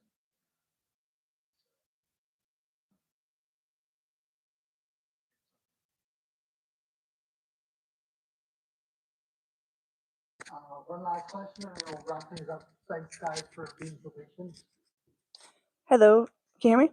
My question is about PUF funding, and okay, so I'll give you some background in case you don't know. So PUF funding, program unit funding, was implemented back in the day by the progressive conservatives, and they had done many studies which showed that early intervention, so this is children with complex needs, pre-K. So I have 2 children that are autism and ADHD, actually, well, all 3 of them. Yay. This program was life-changing for our family. My daughter went from nonverbal to being able to say mama within 3 months of entering the program. This program was decimated in 2019 under the UCP government. So much so, like 87%. Like that is the number. Thousands and thousands of children across Alberta have now fallen behind due to lack of supports. There's been outcries all across the province, Edmonton, Calgary, of schools of having to close down their programs. Here in Airdrie, with Rocky View Schools, we've had 3 schools that had it. So it was RJ Hockey, Coopers, and one in Cochrane. When the funding cuts happened, Rocky View kept RJ Hockey going for a bit, and then they had to cut it, and that was the program that my kids attended. And currently all we have is Coopers left and one in Cochrane, and it was announced in like September or October that at the end of this year, Rocky View Schools needs to close down those programs due to government funding. Now, this is absolutely devastating, and there's another piece to this, because when I wrote my MLA about it, who told me that it didn't happen, but it has. Private daycare centers have picked up PUF, and now they are able to offer it to children. And this is very perplexing to me because it's been taken out of the school system, and to get your child into this program, it's a very vigorous process. Like it was. I had to take my child to a family doctor, wait 9 months for a pediatrician. I had to go for a speech language assessment, which was covered under Alberta Health Services, and then that was gutted when they cut PUF. They took it away. I was unemployed because I had little ones with complex needs.